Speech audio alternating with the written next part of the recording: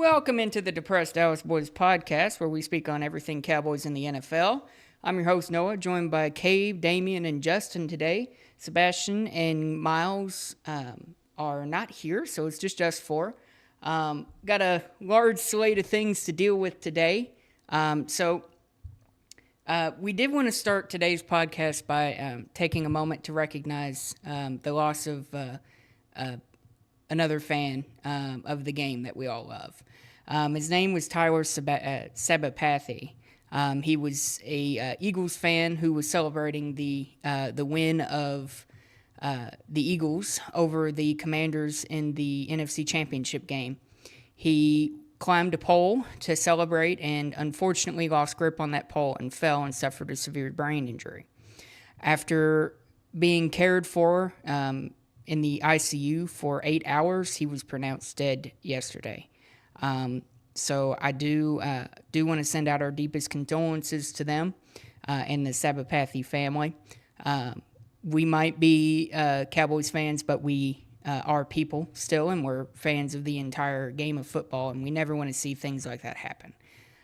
So prayers go out to him and his him and his family, and I hope he rests easy. But we do have a large slate of news to get to. Guys, how are we doing today? Doing good, bro. How you doing, my guy? I'm doing good as always. Day. I'm fantastic. You know, it's another Dallas Cowboys fan day. I'm a little scratchy, you know. Shoddy. So, I guess we'll jump right into it. Shit. Shut your ass up, Caib. I guess we'll jump right into it. On my man Shottenheimer. On Saturday, the Dallas Cowboys made the announcement that they were hiring Brian Shottenheimer as their next head coach. Brian Shottenheimer is a 20-year NFL assistant. He has never been a head coach before, and was most recently, of course, the Dallas Cowboys offensive coordinator. This has been very much rumored for the last week, and a lot of Cowboys fans, they're very split on the issue. So I want to know what you guys think before I jump into this. What do you guys think of the hire of Brian Shottenheimer? Is it a good or bad hire? I think it's a good hire.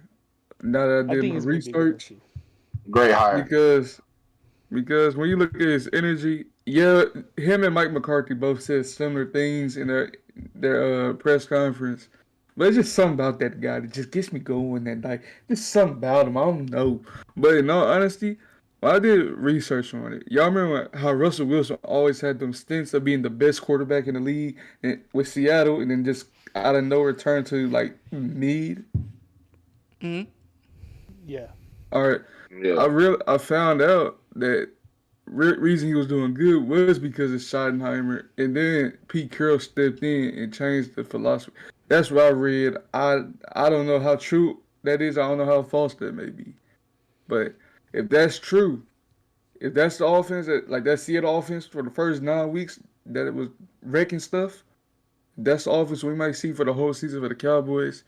Hey, I think the Eberflus hire might be bigger than the Schottenheimer hire though. Really? Most definitely. Yes, because Eberflus with the Bears always had a good defense with way less talent than us. Yeah, I Let's be think real. in the Especially NFL when he had Debo like comes a back. top 10 rank.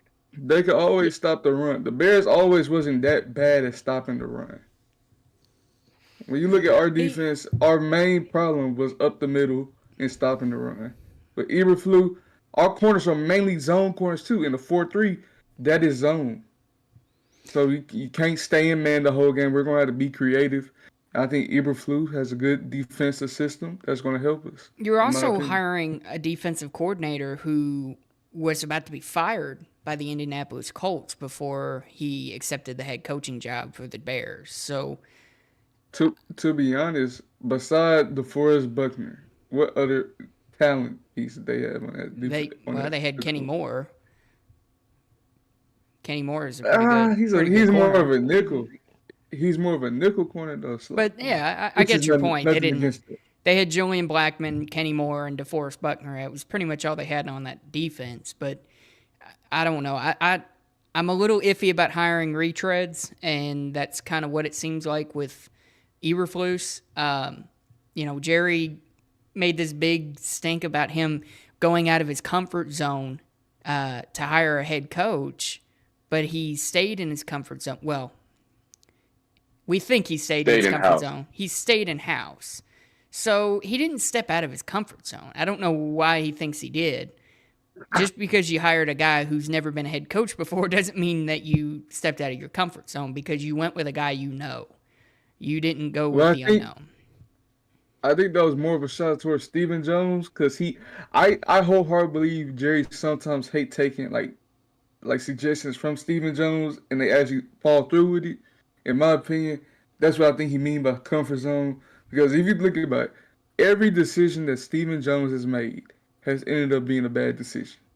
If we be real, Mm-hmm. not gonna lie. Wasn't he the guy that drafted Taco over JJ Watt? Yes. Yeah, he drafted ZJ. a lot.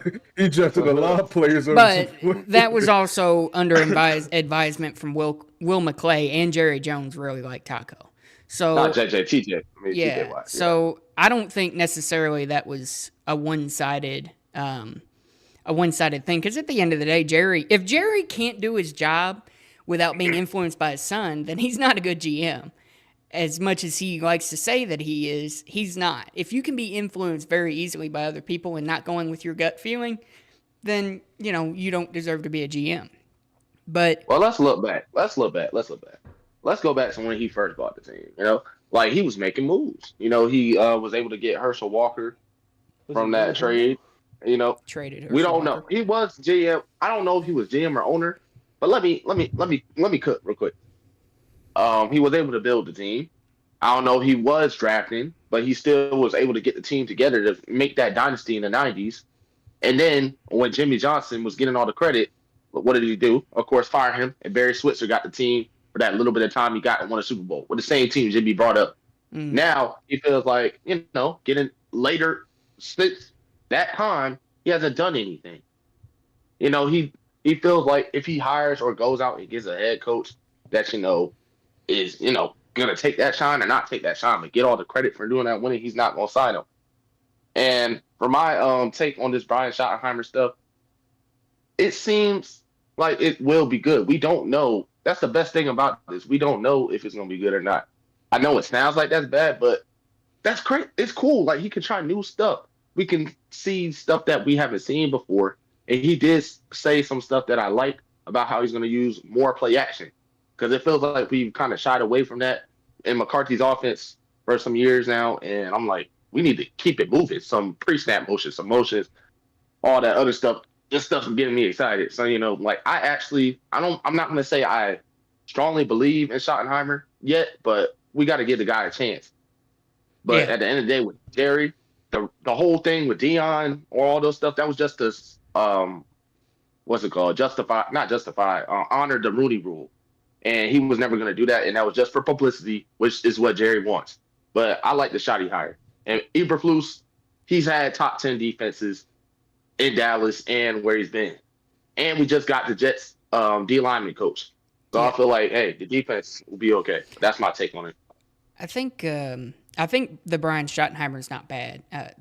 the hire is not bad.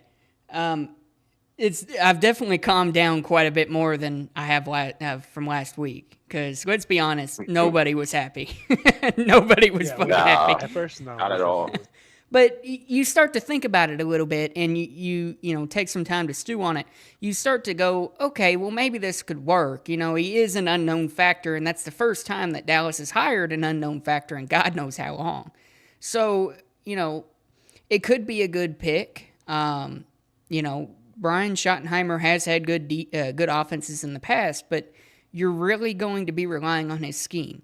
How much of his scheme did we see with McCarthy versus how much did we see, are we going to see now? Is it going to be different? Is he going to change? Is he going to adapt? That's what I'm wondering. Is he going to change and adapt and make the correct changes needed? Is he going to stay on Jerry Jones about going out and improving the team? Because that's something that Mike McCarthy did not do. And, it's just one of those things that this team is not built to win right now. It's just not. It's got the contracts of a Super Bowl team. It's got all the players and the big names of a Super Bowl team, but it does not have the correct amount of pieces. This team is not a Super Bowl winning team right now. It's just not. And, it sucks that, Mike Zimmer decided to retire. I think he really started to, catch his, I don't know what the correct word would be. Like his groove. Yeah, he started to catch his groove. Like, he started to get it all together. But, I'm kind of, so about the hire, but And that's the worst thing. I think he hired another yes man because Shoddy been here for like 2 or 3 seasons now. Like ever since Kellen Moore 21, left. I think. mm-hmm. Yeah, 21. Like he's probably Wait, Scott has the same philosophy. Scotty's been here since 22. 22, yeah. No, I think 23. Oh, yeah, it was 23 because they fired Kellen a few years ago. Then we played the Chargers 2 years ago, 2 seasons ago, when we had that Stephon Gilmore pick, and he was there. Yeah, I think. Yeah, so this is the second year. Sometime between now and 2021. It was 2020. No, it was 2023, bro. Because we got him from the Seahawks. Yeah, so when we got I feel like he's still a yes man because if he wanted to help get into Mike's ear and tell him bro, we need to get some players. We're not you've seen what we've done and it's not good enough. So why are we not going out and getting those big stars to come help us win? And that's why I feel like Jerry signed him because he's another yes man. And that's why he didn't go out and get somebody else. He stayed in house because he was like, hey, they're gonna listen to me anyway. Why do you think we had Jason Garrett for 8 years? He was a yes man. Because he married. I think he married his daughter or some shit. That's why. Bro, I know. Hey, he had a front way ticket to stay in that damn house, bro. What the hell? I know that too. I know that, but still, he was. That nigga was a bitch. He was a pushover. Come on. Yeah, and it sucks too. To be honest, bro, you can't be really you can't be not a yes man and be a good guy. I wish my fucking sorry. You can't be a yes man and be strong-willed. It's just not how that's not how that works. I don't know. I'm kind of wondering who they might hire for an offensive coordinator. They've got some good options. Maybe Bobby Slowick.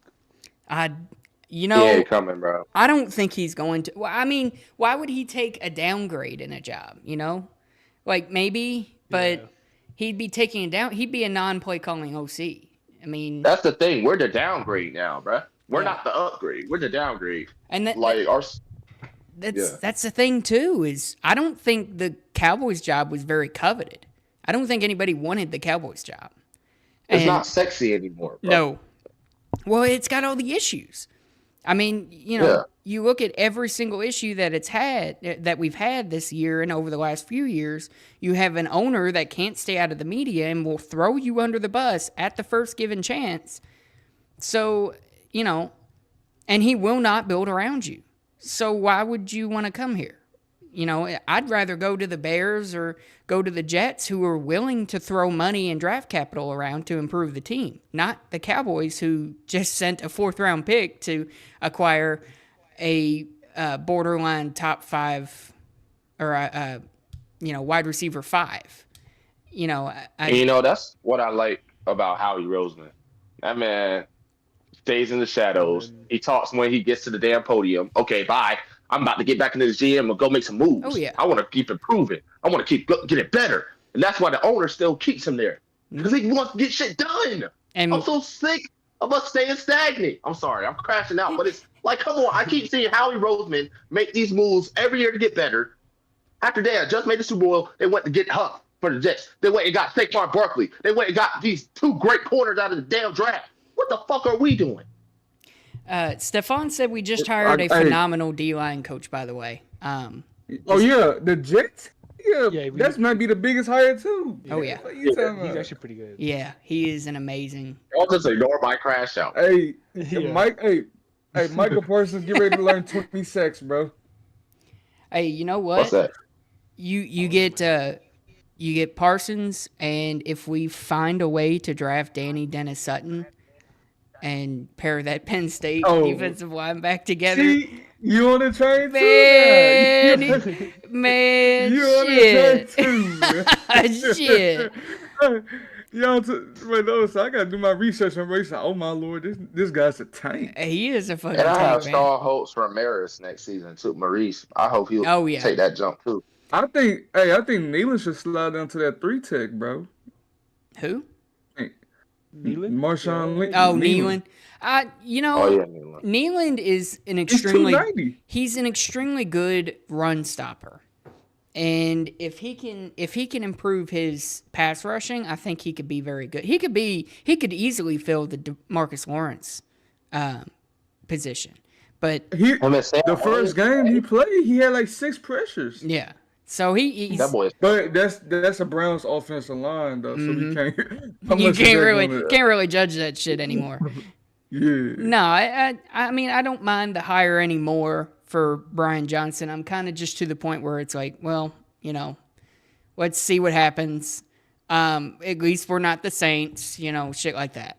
That's kind of where I am. I mean, a great staff or just a good staff can make a mid coach look good. Look at Nick Sirianni, bro. Just look at Nick Sirianni. A good staff can make a mid coach look good, bro. Shit, man. Is he on the hot seat too?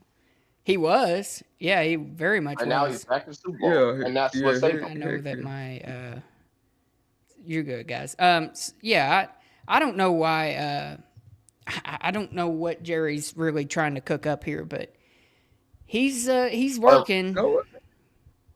Look, if you think about it, every time we got a new coach, we did that all season after we got the coach, we did was active in the free agency. Remember 2020 when we first got McCarthy. We went and got McCoy, all the big bodies, Poe, all them boys. Even though they might not have been exactly, yes. Even though they were though they might not even been I know that that's what I'm getting at.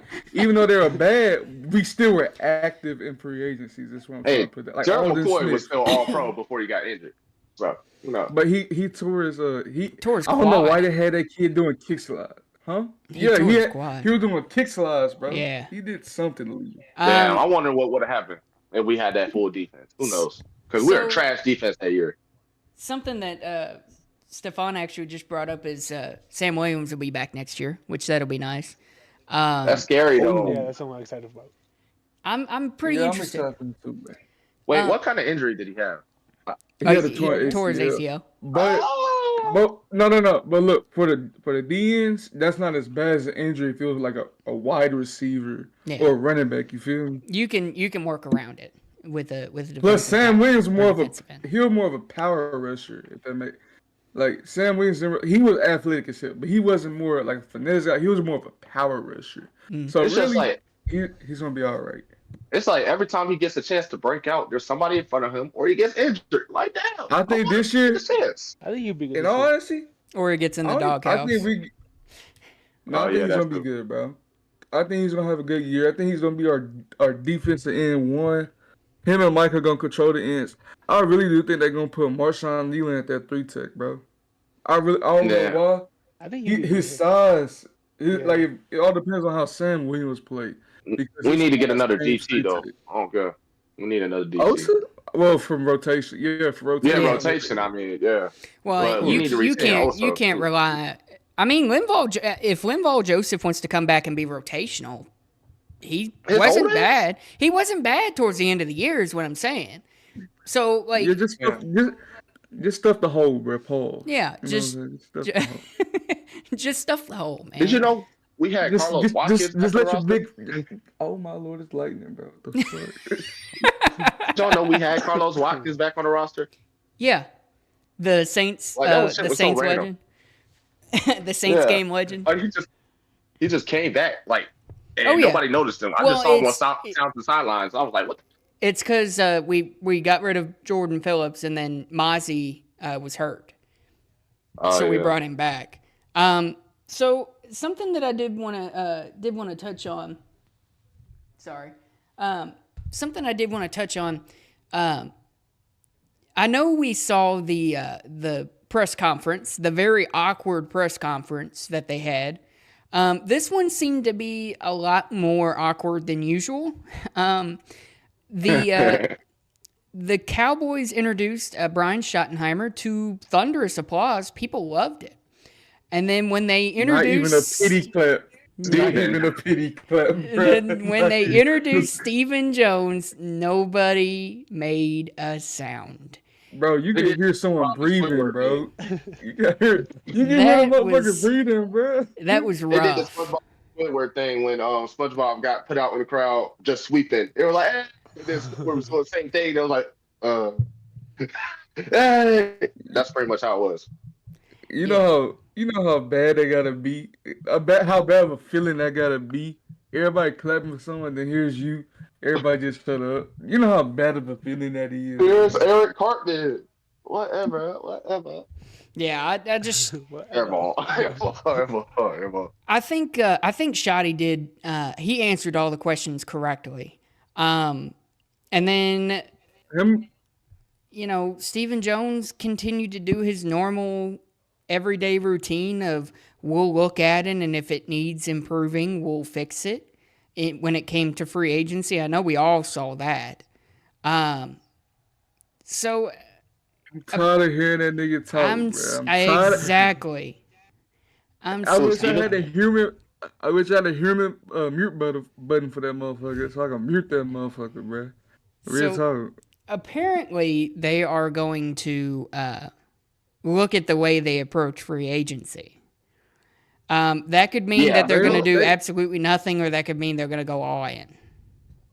I think they're going to get What was all in me? they're going to get rotational pieces, bro. Just like they did when they first hired McCarthy. They're just going to build on the defense and go whatever they're going to do in the first round. Is that the year we got CeeDee Lamb? 2020 is the year we got CeeDee Lamb? Yes, sir. Yeah, so Trayvon Diggs. it's screaming that we're finna go offense then defense, bro. So, yeah. I mean, we should. That's when we got CD and then Trayvon, right? Mm-hmm. Yeah, Huh? Yeah, that was a great draft. Not gonna lie. really great draft. So we can free up quite a bit of cap space. They can free up to at the very least doing just procedural things, $65 million by restructuring Dak Prescott and restructuring CeeDee Lamb. They can make money. And then if you do some more, and you sign Parsons and restructure his shit, exactly. you get $100 million. Yep. You get up to $100 million. D. Higgins is in our future. I mean, they can make. They always so much restructure. money. They always. They didn't last year. Damien. They did not last year. They could have made a bunch of money last year, and they didn't. Now that was before they signed. Yeah, that was before they signed CeeDee Lamb. But realistically, are the Cowboys going to do that? Because No. I guarantee you what the Cowboys are going to do. They're going to do this, and then they're going to say, "Well, we have to plan for signing. Who's up for a contract? We have to plan on signing Ashton Jonty in 5 fucking years." It's like, no, that's, and I think the Jones family is starting to realize that their fan base isn't as stupid as they think. They saw that dip in ticket sales. They saw the away crowds coming in and overpopulating the Cowboys fans. They saw all that shit happening. So, Once that money drop. Oh, yeah. That money went down. That money suffered. So they know that the Cowboys fans are now watching. We're watching, and we're paying attention, and we're calling you out on your bullshit now. And I think they're starting to get away with that. And if we do get Jonty, and when he comes to that extension, we better not pull an Ezekiel Elliott, bro. No. I don't want to see no 6-year, $90 million deal again. Oh, that's what I never want to see that shit. That one thing about us, we always gonna do that, bro. Always. Like, you see, we do that with Dak, we did that with CD. It's gonna happen with Micah. It's just bound to happen, bro. Only person that never had a problem getting a contract was the white players, bro. And I know it sounds bad, but you never had a problem with Tony Romo getting a damn contract. He was gonna get that damn contract. Exactly. We have to pretty much pay them get that crazy. contract. We have to pay them over crazy market value just for them to stay, because they're not okay with them just taking, a pay cut or just a regular max deal. They want to be the highest paid at their position. It's not fair. Like, I'm not saying it's all on them. Like, you're supposed to get your money, bro. Yeah, you are supposed to get your money, but why do they got to be the highest paid? Well, and that's how the market goes. If you had the opportunity, if you see Trevor Lawrence getting paid more than Dak Prescott, it's something wrong. So of course the market's gonna reset, bro. So yeah, what I'm saying? Like, Trevor Lawrence got 250 million, and you think Dak Prescott don't deserve more than that? Like, yeah, you're right. His contract is not looking that bad right now. Yeah. Oh, it never was. It never was that bad. 10-year, 500 mil with they keep him for most of his 400 something guaranteed. Yeah, that's a steal. I mean, so to Justin's point, all these players for Dallas want to reset the market. One, that's kind of the downside with having star players. They're going to want star money. And the other downside is you have an organization who these players know are not going to go out of their way to sign outside free agents. So they know how much their value is and how much it means to the team. And they know that money's there, and they're going to get that fucking money, because otherwise it's not going to get spent. So that's what I think is going on, is these players see that the organization's not going out and doing anything with this extra money. So they're like, well, fuck, I'll just hold out and you can give all that money to me. To me, yeah. Literally. So, I think that I'm interested to see what the Cowboys do this year. I'm very interested to see what they do. But for me, I'm not going to get my hopes high again, because that all-in shit last year got my hopes high for some reason, because I was like, damn, Terry's never said that shit. But let's be real, bro. The way we attacked our contract situations, it was mainly playing for this year for free agency.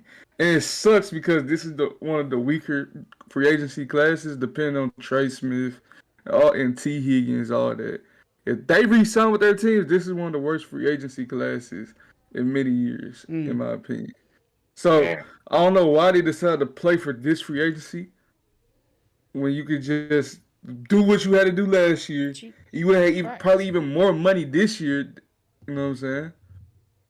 So yeah, it's just we got put in we put ourselves in a bad situation to be broke and be poor, be trash. We put ourselves in that position, bro.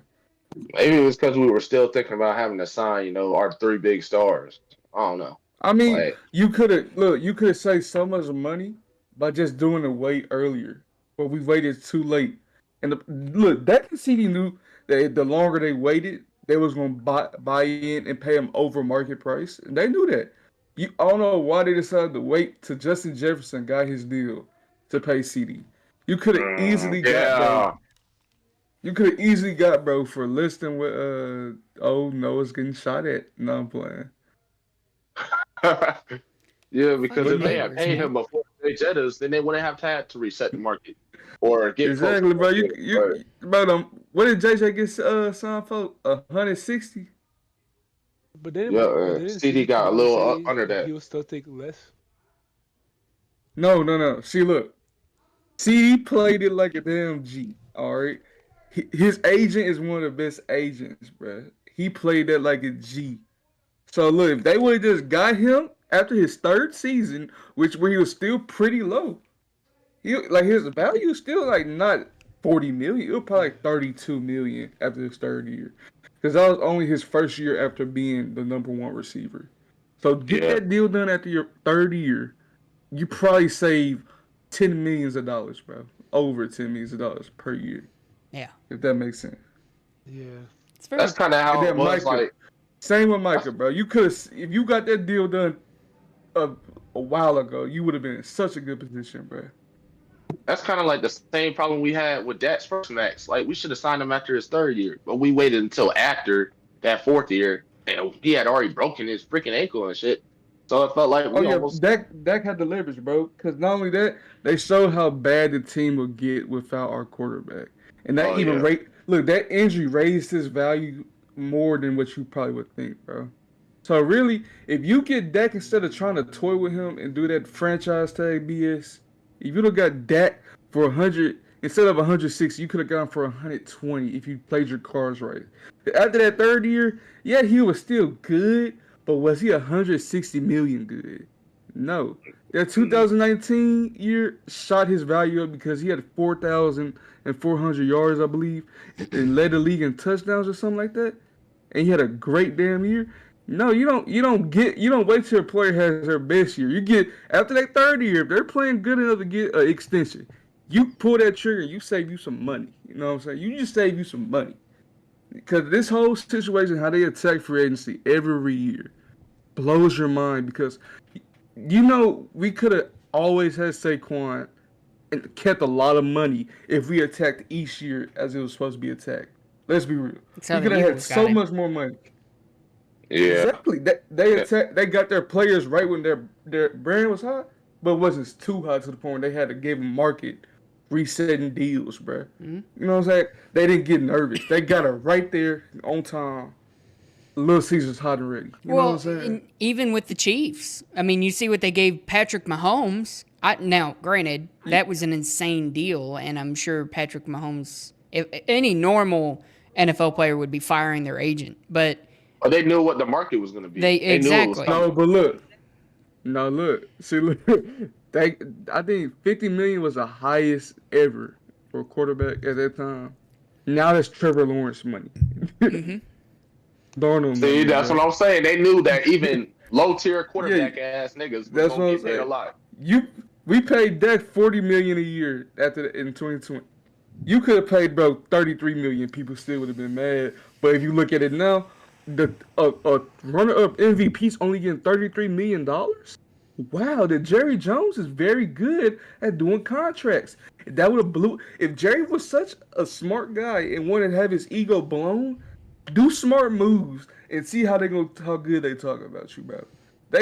He's gonna be thinking he's just the biggest thing on God's green earth if he did what he was supposed to do the way they're gonna be talking about him. Yeah. And that's the facts, bro. That's kind of the good thing with Jerry. If there's one compliment I can give Jerry as a GM, it's he knows how to structure contracts. He knows how to pay the players and how to spread that money out. He's very good at that. It's just getting it actually done is the tooth pulling part. And that might be Steven, that might be Jerry, it might be a combination of both, but I don't know. You know, you look at any of the other teams in the league, all of them do the exact same thing that are successful. They go out, they spend in free agency, they pay their players before they hit market value, and then 2 or 3 years down the line, those contracts are looking like steals. The Cowboys wait until the very last moment of the 11th hour of the 11th day to pay their fucking players. You can't do that. You just can't. You're going to pay more money like that. CeeDee Lamb was fully ready to take a $30 million deal. And you ended up having to pay him more because you waited. So it's kind of the same thing with Micah Parsons. If you paid him last year, you could have probably saved a little bit of money. Now, we've gotten a little bit lucky because no massive contracts have been paid out to defensive players. But, you know, it's still the same. It's still the same recipe. I don't expect that the Cowboys will do anything this offseason other than the draft. They might sign a player and shock us like, last year with Eric Kendricks. But I don't foresee them doing anything. I'm interested to see how Brian Shottenheimer does with this team, but he's not the kind of coach that you can just throw to the fire and expect gold. It's just not going to happen. I saw something about Steven in that new Jerry Jones documentary. He didn't want Dion. Like, he was pushing. Like, Dion said Jerry was the one that wanted to sign, but Steven was, like, very hesitant. So we almost could have missed out on a generation. And so that's kind of makes me think that Steven might be a little of the problem. Well, and I don't know. Steven also doesn't want to be a GM. I think Steven is being forced into a role he doesn't want. I think. Oh yeah, for sure. I think Steven is fully okay. I think Steven is fully okay being, just Behind an the owner. scenes. Yeah, being just behind the scenes, and I think it's Jerry that pushes him forward. Guys, I have a prediction. You know, we just signed Will McClay for a multi-year contract. Mm-hmm. Yeah. Stephen Jones probably doesn't want to be GM. Let's say I'm just saying hypothetically speaking. Let's say Oh my Jerry God. Jones. He's almost 90. The guy's almost 90, over 90 years old. Okay, He's going to retire. Don't say it. Don't say what I think about this. Let's say he retires. By the grace of God, let's say he retires. Hold on, y'all need to hear Or this. kicks the bucket. By the grace of God, he retires. All right. Let's say Stephen Jones get handed over the team, and we get Will McClay his rightfully earned position as GM. How do you think this team is going to do? We're gonna go out and sign fucking free agents. I don't know. In all honesty, I don't know, because you're signing a guy who's never been a real GM before. That's kind of the other thing. Let's be real. Will McClay's technically been our GM. Not really. No, he's been involved. In his job description. He's been in Player personnel. Yeah, he's player personnel, but that doesn't necessarily mean that he's been involved in free agency decisions. And that he's basically just been involved with the draft. So I'm not opposed to it. I'm not saying I'm opposed to it. I'm just saying you're hiring a guy who's never been a GM before. So he could have gone, if he really wanted to be a GM that bad, he could have left a long time ago. That's what I'm saying. Think about it like this. Jerry Jones how old is Jerry Jones? Like 88 or 89? I think he's 88. He up there. The guy don't have that many years left, so that kid's finna retire. I don't know, bro. Jerry's ego won't let him retire. No. Let's be real. He's going to retire pretty soon. Why do you think Jerry Jones pushing so hard for Stephen Jones to be an owner and giving him more responsibilities? That is true. I want you to take the family business. No, it's getting close for Jerry Jones to say, "I'm going to step down. I'm getting the team to Stephen." And he's going. Is Stephen Jones? Jerry, he's going to give it. It's set in stone. He's giving the team to Stephen. I mean, yeah, but I don't think he's really training Stephen, and in preparation of him getting ready to step down. I don't think he's doing that. I think it's just Jerry's like, "Hey, I'm fucking 88 years old. I'm going to die eventually." Yeah, because if that was the case, they would have let Stephen take that shit earlier. He's been doing this for a while, since the 90s. So they would have let him do that shit earlier. I'm just saying, he's giving Stephen Jones more power as of late. Let's be real. Stephen Jones has gotten a lot more power to do a lot more bullshit that he's been doing. Stephen Jones. You also don't know what Stephen's gonna do. I just wanted to make that clear. We don't know what the fuck Stephen's gonna do. If that hold on, listen. If that guy decides to be a GM and the owner after Jerry Jones retires or dies, just know we're doing some illegal stuff around here, buddy. I just want to let y'all know. You about to go back to say what it is? Sound crazy? Oh, we're going to Frisco. It's rough. I mean, I don't know what Stephen's gonna do. I mean, fuck, he doesn't act like he wants to be a GM, right? Like, I'm not the only one that thinks that. So I don't even know what his voice really sounds like sometimes. right, That's like how much. he's so out of the public view, and he's not a media person, and it's very Not clear at that the all. media does not like him, does not care for him. Maybe like is not what I meant, but they don't care about him. So I think if Steven took over and he tried to be the GM, he's not going to be the GM for long, because I think Steven's got a little less of an ego than Jerry does in terms of saying, look, I can't do this. Here's Tom Telesco. You be the GM, whatever. But You think it's possible he could sell the team? no.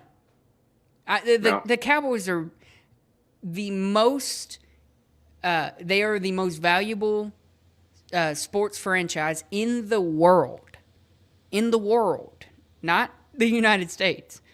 No, I don't think there's any chance that the Cowboys would sell.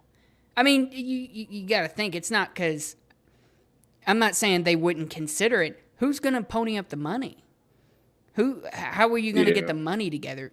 The Commanders sold for $3.5 billion. How much do you think the Cowboys are going to sell for?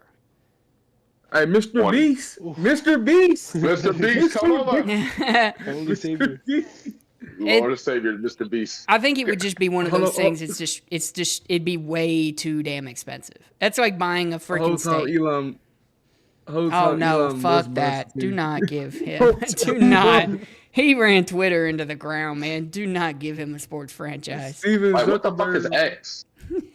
Steven Zuckerberg. I mean, Mark Zuckerberg. I just. You know what I'm How saying? much?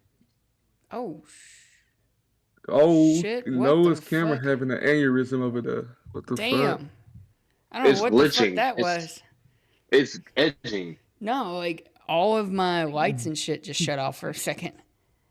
Anyway, so yeah, it's a ghost. I have a ghost. That's all it is. Oh wow. Or it's Tell her I'm a single. Trojan or something. Who knows? So yeah, I don't really know what the Cowboys are going to do this offseason. Who do we got as a first round pick? God damn, man, shit. Well, it all depends on what the Saints, Bears, Okay. and Raiders do. Yeah. If they get, because those are only 3 teams ahead of us that can see getting Genty.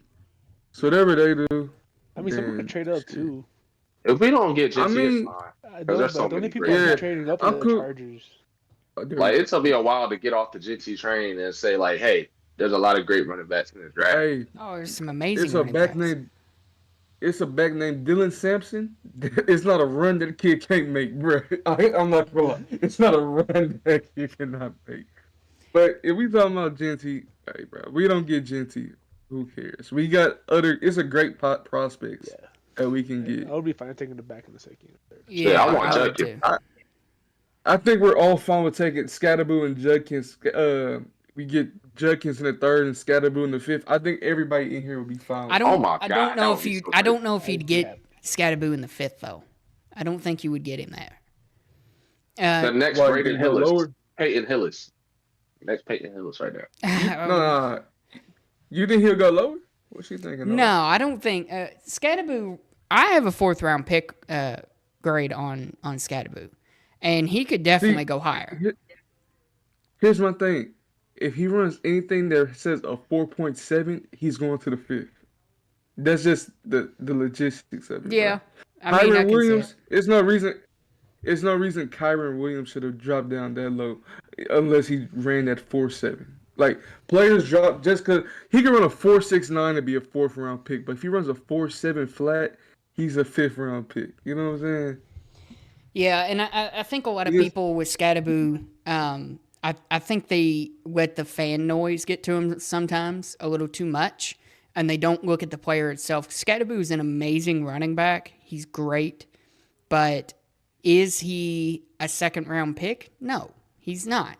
Yeah. When I watched their very scouting slow. video, I was kind of thinking like, dang, he's not as hyped up as I thought he would be. Because No. I was like, the way people were talking about him, he was No. like, he's the next coming. He just got hey look, that Texas game just got him, no, the Iowa State, that Big 12 championship just got people on the Scatterboo. But he's been like this whole year and last year in the Sacramento State.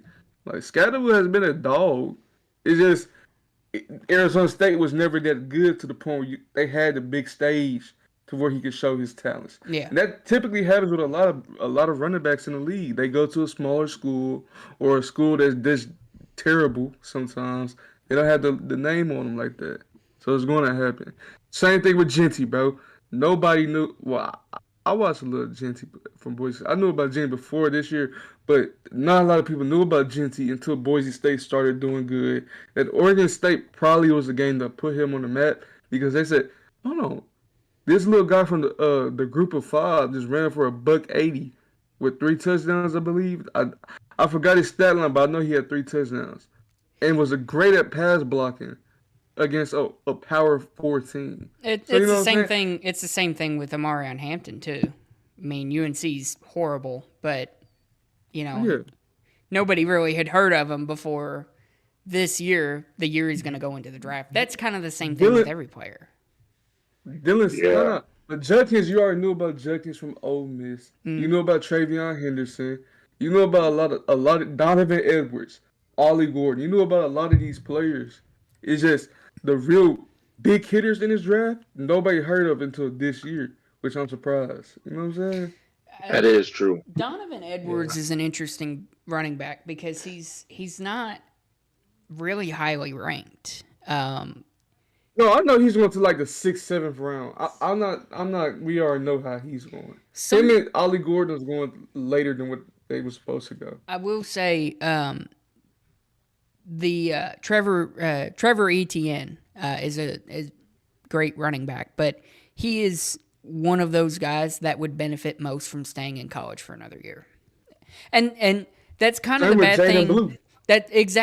That's kind of the bad thing with a lot of these running backs. This is such a deep running back class that there are some legitimate options that are going to unfortunately go undrafted. There are going to be guys that shouldn't go undrafted under the normal circumstances. They're going to go undrafted because there's so many running backs. And Dallas will somehow manage to not draft a single one. Or worse than that, they don't even get a shot in the NFL. Exactly. Now, that's going to hurt. My dad wanted me to make a draft video on EJ Smith. I don't know if any of you guys know that name. You guys? Yeah. I feel like the name's familiar. Yeah, that's I believe that's Emmett Smith's son. You know, It's what I'm Emmett saying? Smith's son. It's just a long Yeah. shot. It's Emmett- just a long shot. I don't know, Emmett you John went Smith. Stanford. He He's gonna be is. like Frank Junior. Moore's son, bro. What did you say,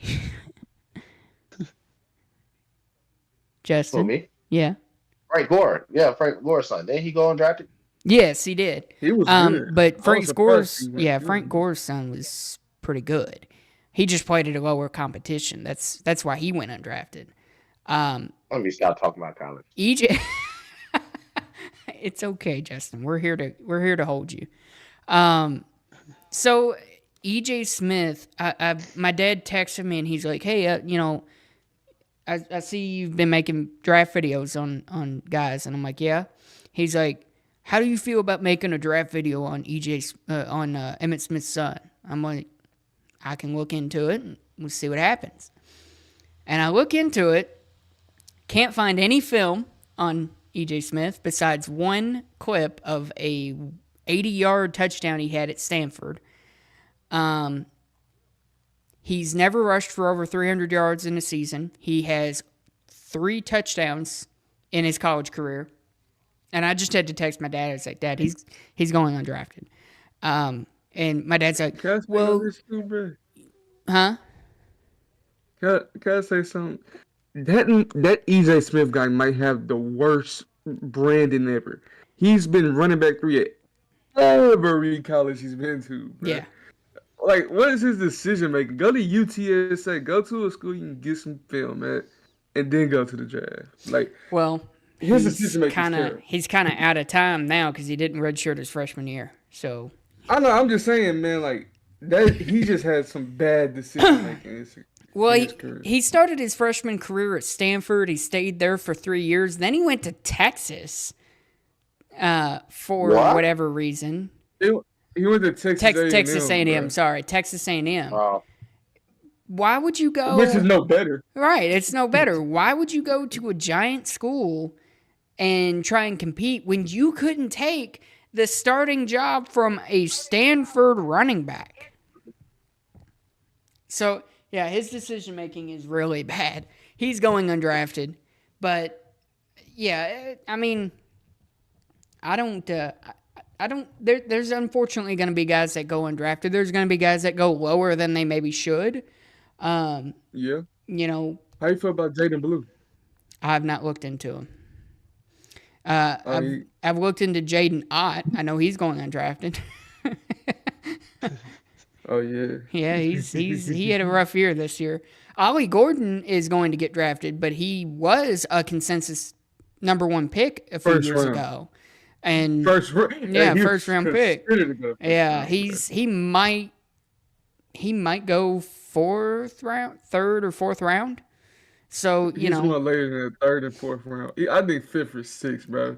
Him and Donovan Edwards shot themselves in the foot, bro. They shot themselves in the foot. Just like Jalen Milroe. There's a lot of really good quarterbacks in this year's draft too, that are gonna drop because nobody really needs a quarterback right now except the big major teams.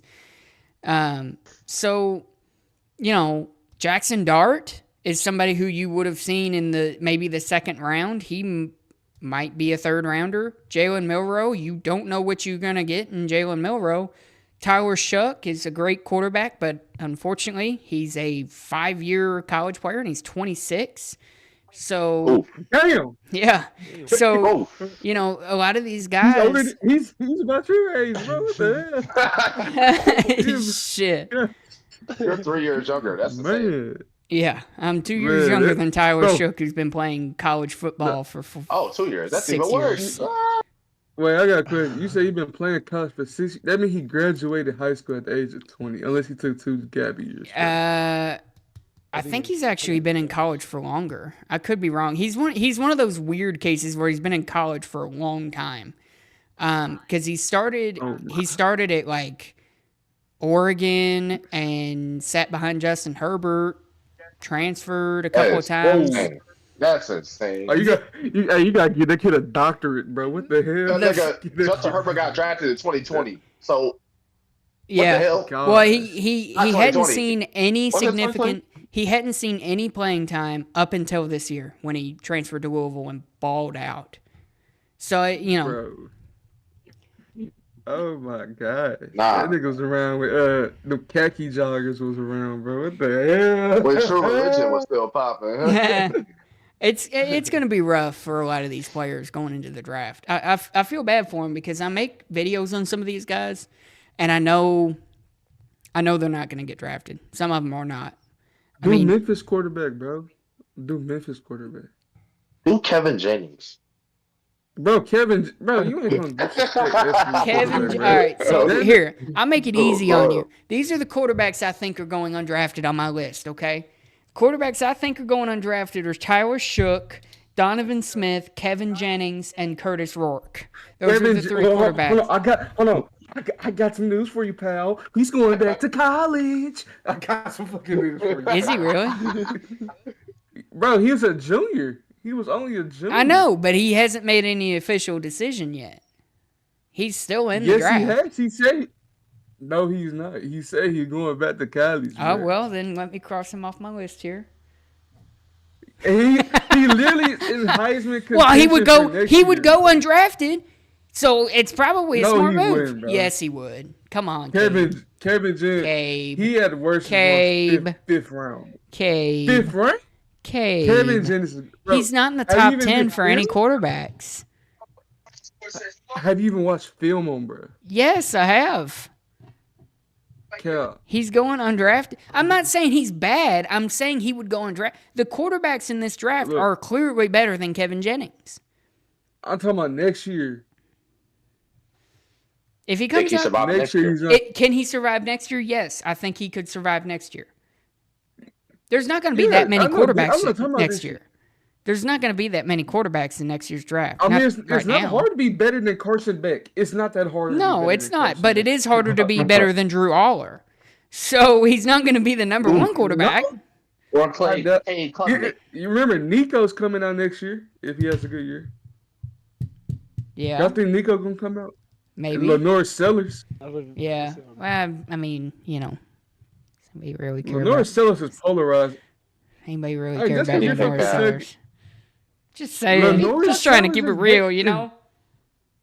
Bro, Lenore Sellers is a dog. I'm I just said that, trying to bruh. keep it real is all. That's all I'm trying to do.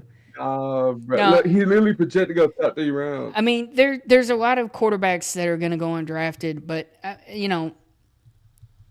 it's kind of the thing of the game. Kevin Jennings would go undrafted in this year's class. In my opinion, I think he would go undrafted because you're going to have guys like Shador, Cam, Jackson Dart, Jalen Milroe, Will Howard, Riley Leonard, Kyle McCord. That's 7 off the top of my head. Tyler Shuck was better statistically this year than Kevin Jennings. Donovan Smith was better statistically than Kevin Jennings. Look, I agree with you. This year he would have gone undrafted. He would have, yeah. Yes. This year he would have I been 100% agree with you, bro. But give him this is his first year starting, so of course his first year starting is not going to be a good year starting. Well, it's a pretty good first year. I'm not going to lie, it was a pretty good first year getting your team to the college football playoffs. That's going to be his first year playing. Just imagine the leap he can take with another year under his belt of experience. The hopeful leap. Oh, no, it's Justin, you remember the name Gavin Bartholomew? From what? Okay, never mind. Never mind. No, I think Jennings. Was that the tight end? Yeah. Yeah. Okay, good job. I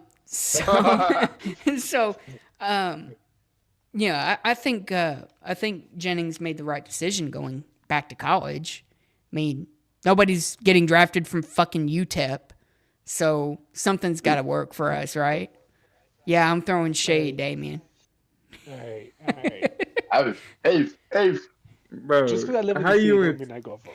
bro, how you in Texas and live in Mountain Time? That's crazy. That is crazy. I asked Damien if there was any How you live in players. Texas and you're a bitch? Ooh. Bro, how you in Texas? Hold on. Podcast right now. Hold on, buddy. You're fucking hiding from ICE right now. Oh, boy. You're hiding. You're hiding from ICE. Why would you You're hiding from Why would you ICE. say that out loud? Hold up. Why would you say Yeah, that? you just said that on the internet. You just put him at risk. Shit. What if I he's gotta not even a go. damn? Hold up. I gotta go. Oh no. All right, all just aside, Damien, you my main. What if he don't got his green card?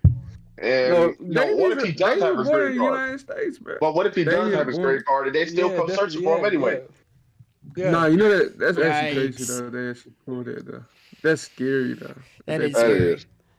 So we're gonna move on to discuss the Super Bowl matchup that everybody wanted to see. I did. So Hold on, let's be real. If there's a way that either one of those teams can lose, that would be great, bro. That would just That shoot would the be whole. Chef's You know what I'm saying? kiss. Wait, what happens if a Super Bowl goes into like double OT, triple OT, It keeps going. all that?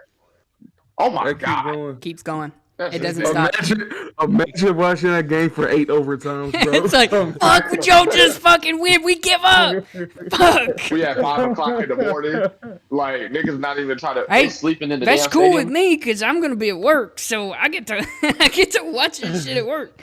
I'm all right with that. Okay, so we'll just recap pretty quickly the playoff games that happened. The Eagles won 55-23 against the Commanders. That wasn't really a shock to anybody, I don't think. I think the Eagles kind of solidified themselves pretty easily as the best team in the NFC. I just think the Commanders were outmatched. I think the lights got a little too bright for Jaden Daniels. He was playing well. Huh? He was playing good, but he made some mistakes. No, listen. The last time he got the ball, the score went from 14-12, and when he got the ball, went to 27-12. That is a fuck you, right? That is a big old fuck you that his team gave him. Let's be For real. real. That is the meanest fuck you. But It what wasn't on happened? him at all. But what happened when he got the ball back? They went He down. scored. Yeah, they went down and scored. So he did great. I'm not saying he didn't do great. I'm just saying the better team won.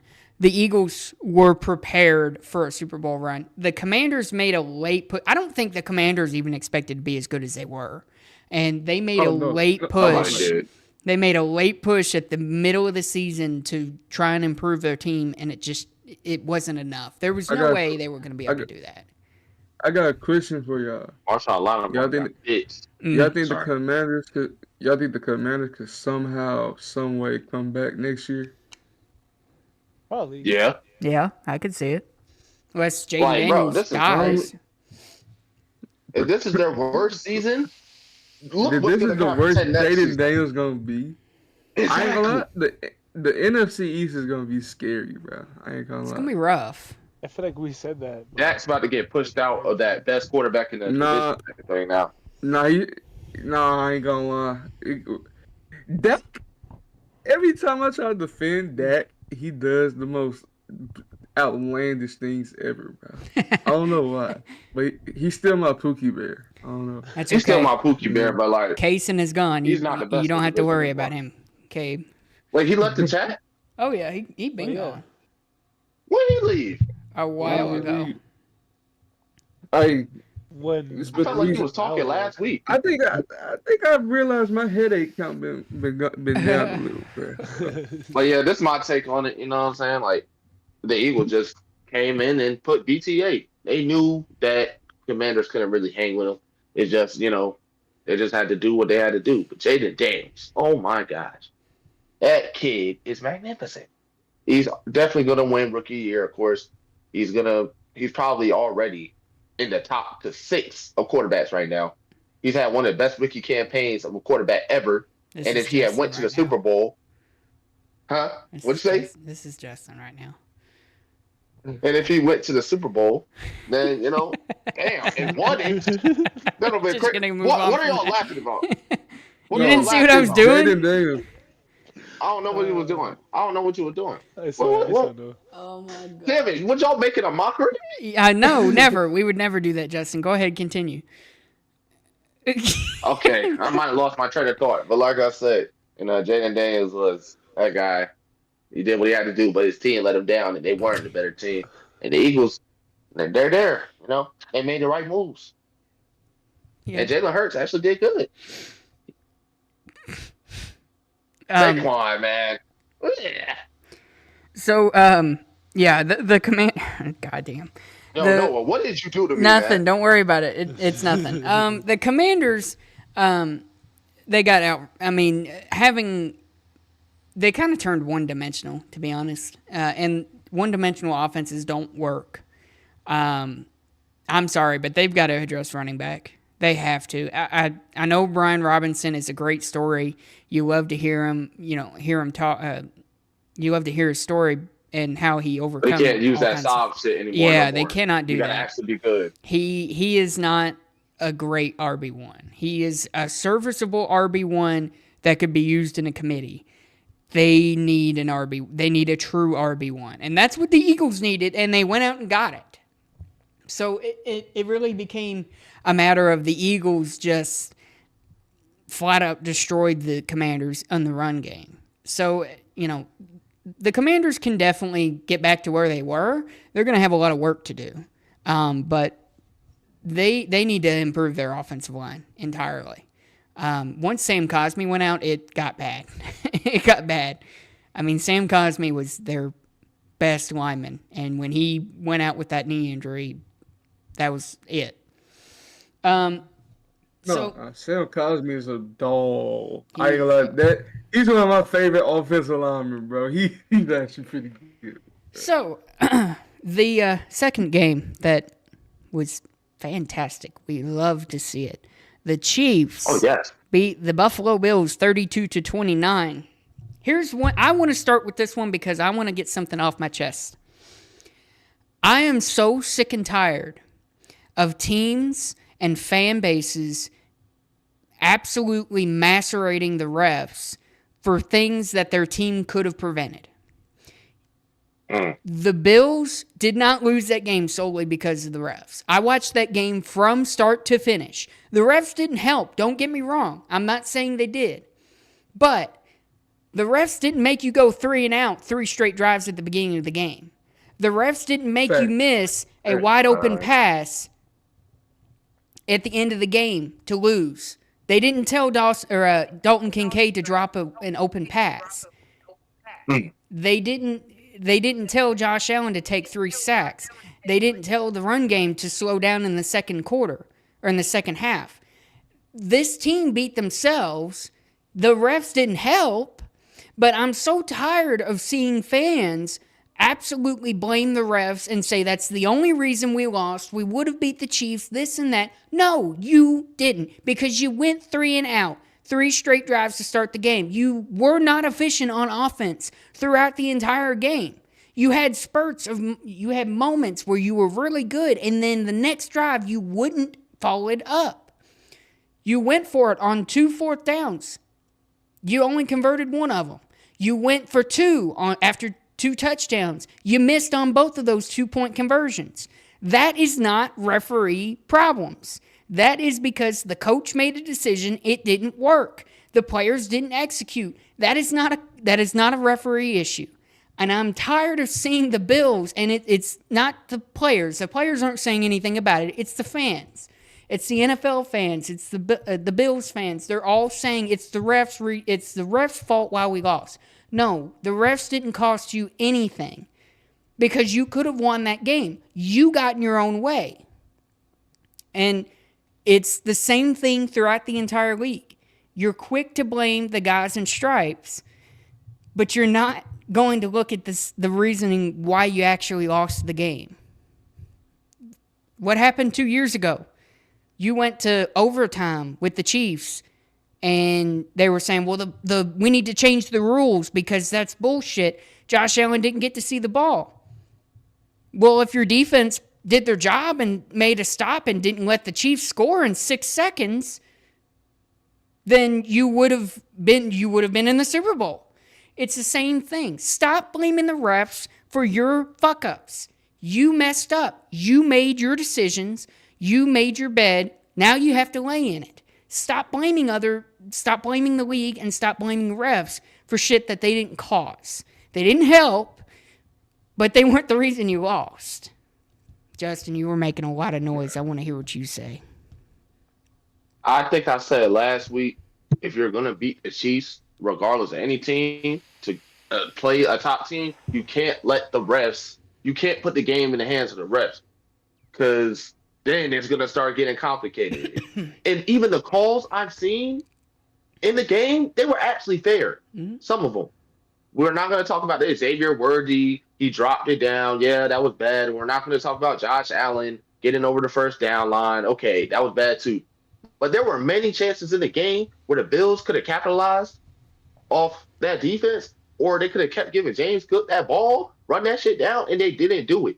They relied on Josh Allen. Yes. They relied on Josh Allen to try to save them. Like he's Josh Allen, but damn, he's still, kind of turnover worthy. Even though he had turnover, but sometimes he'll freaking choke. And I'm not saying he choked, but he didn't come up when it was clutch time. And you can't keep blaming the tight end who didn't catch the ball. He should have never been in that situation in the first place. Yeah. So stop blaming the refs. Blame the Bills on how y'all still able to get over the hump, which is the Chiefs. That's your fault. That's nobody else's fault. Exactly. Sorry, y'all know something funny, bro? That's the first time they scored over 30 points at all. Fucking they scored over. Exactly what Justin said. The same thing that Justin just said. Dalton Kincaid should not have been in that position. That's very true, because guess what? They put the ball in Josh Allen's hands 2 straight times, and it was incomplete. So you got the game, bro. You got forced to throw that massive Hail Mary basically pass, and it didn't go your way. That's not the ref's fault. That's not Dalton Not only Kincaid's that, fault. Josh Allen has. You put the ball out of James Cook's hands. He had 13 carries for 85 yards. Oh yeah, He was That's fucking. 6.5. yeah, he was cooking. That's 6.5 yards per carry, bro. But you decide to throw the ball 34 times. If you give James Cook the ball 20 carries a game with 5 touches through the air, you win that football game, in my opinion. You have to. They didn't establish a run game to beat the Chiefs. You have to beat them by running that clock down, keeping the ball out of Patrick Mahomes' hands. And the only way to do that is either by dinking and dunking or going and pounding that rock. All right, let's be real. You got to go there and put a fucking shoulder in the motherfucker. Put that damn stir. Woo! That smash my football. You just gotta do it. It's just something about it. Just gets me going. Just seeing them, just hearing that. Just hearing a grown man groan after you hit him. It's just something about it just gets me going. In this good Wednesday afternoon, bro. It's 9/11. Like, my gosh, it just gets me going, bro. Okay. It's just a constant reminder that Josh Allen, as much as people think he's clutch or he's had these clutch moments, he can't do it when it's that big. Chance to go to the damn Super Bowl.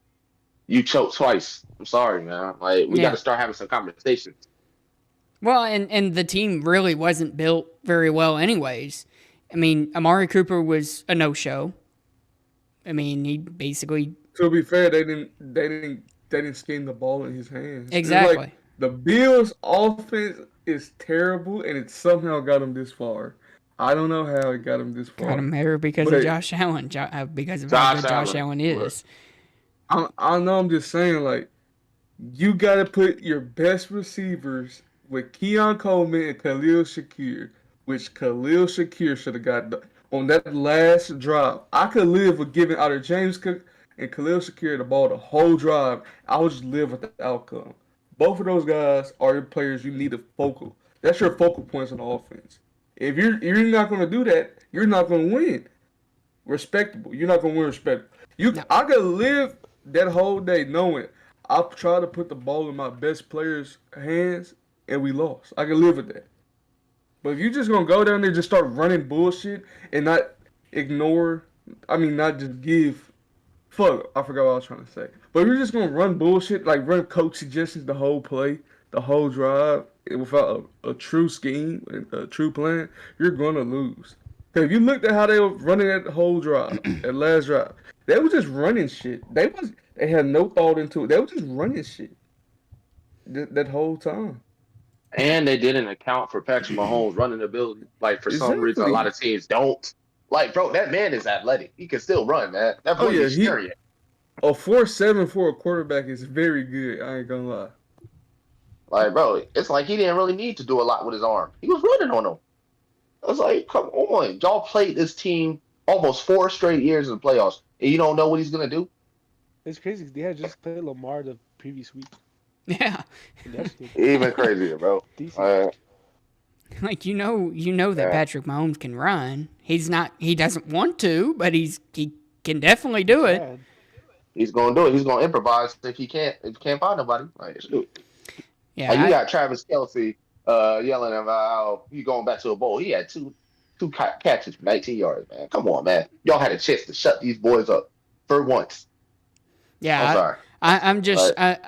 I just got tired of seeing online everybody just shitting all over the refs for something that's really not in their hands. If you're letting the refs decide the game, then you're losing the game. There's no way around it. Play better. I mean, if it's obvious. Have anyone else noticed? Do what? Have anyone else noticed when teams go in the Arrowhead, it seems like it's a known sense that they're expected to lose that game. For some reason, I just get that feeling every time I see someone going to Arrowhead. They just put their head down and say, "Know what? We're going to lose regardless." It's just something about their vibe that other teams have. Yeah, it That's definitely. the culture they built, man. I ain't gonna lie. It definitely feels like that. So, we have the Super Bowl matchup that everybody wanted to see in the Eagles and Chiefs. Who do we have winning? The Chiefs. Come on, man. Chiefs. If there's a way we could have neither of those kids win that Super Bowl, it would be great. And it's not. And I'm not saying this because like they're the better team. The Eagles are the better team. It's Patrick Mahomes over there. I keep saying it. Y'all can say Chiefs are getting wrecked, balled all the time, but Patrick Mahomes is still the best quarterback in the league. He's gonna find a way. I don't know what. Everything about this year screams Jalen Hurts is going to win the Super Bowl, so I'm picking the Eagles. I'm going to pick the Eagles as well. No. I'm picking the Eagles. You really think so? If you think about this whole year, just screams the Eagles are going to win for some reason. I don't know why. Well, I think it might be. Yeah. I think it might be because the whole Jalen Hurts is still not. It's like they want to put Jalen Hurts in that top 5 elite status, but it's always somebody saying no, he's not ready. So it's almost like if he wins his game, he has a permanent status in that top 5. That's what I'm thinking. That's why, man. It's a permanent status at this point. Like when he said that's what I wanted to see. I ain't gonna lie, that chain was blinging though. That chain was blinging, boy. That shit was blinging, dude. I never seen no rapper have a chain like that. And I like Jalen Hurts. I really do. I just hate he's plays for the Eagles. I do, but he used to be my favorite quarterback in college. Like even at Alabama. It's just as soon as that kid had that green and black on, it's just something about my whole demeanor towards the guy just changed. I don't know why. What? Why is it raining hard, bro? But yeah, I just think, Patrick Mahomes, like, it's just going to find a way. I don't know if it's going to be a shootout like it was their last Super Bowl matchup, but it's really going to be a gritty game, I feel. Like, both sides are going to be acting like they can't give it up until that one last clutch moment and somebody's going to have to make that final play like it was last Super Bowl. Well, the Eagles are definitely the better team. I mean, structurally, they're the better team. But the offense for the Eagles cannot be inconsistent. The Chiefs are the one team you cannot play subpar football against. They are the one team that will bite you in the ass if you do not convert. The Eagles, I mean, it was a game last week, until the second half. So the Eagles have to come out strong. They have to come out. They have to score. They have to move the ball. This inconsistency shit that they do every single week, they can't do that against the Chiefs. It's not going to work. So, I think the only reason I have the Eagles winning is because I think their structure of their roster is going to be too much for the Chiefs. I mean, you have guys on the Chiefs that are not really starters in starter positions. The Eagles can definitely win that game. And that's why I'm picking the Eagles. I think they're the better team. I also don't want to see the Chiefs win, but I really don't want to see either of them win.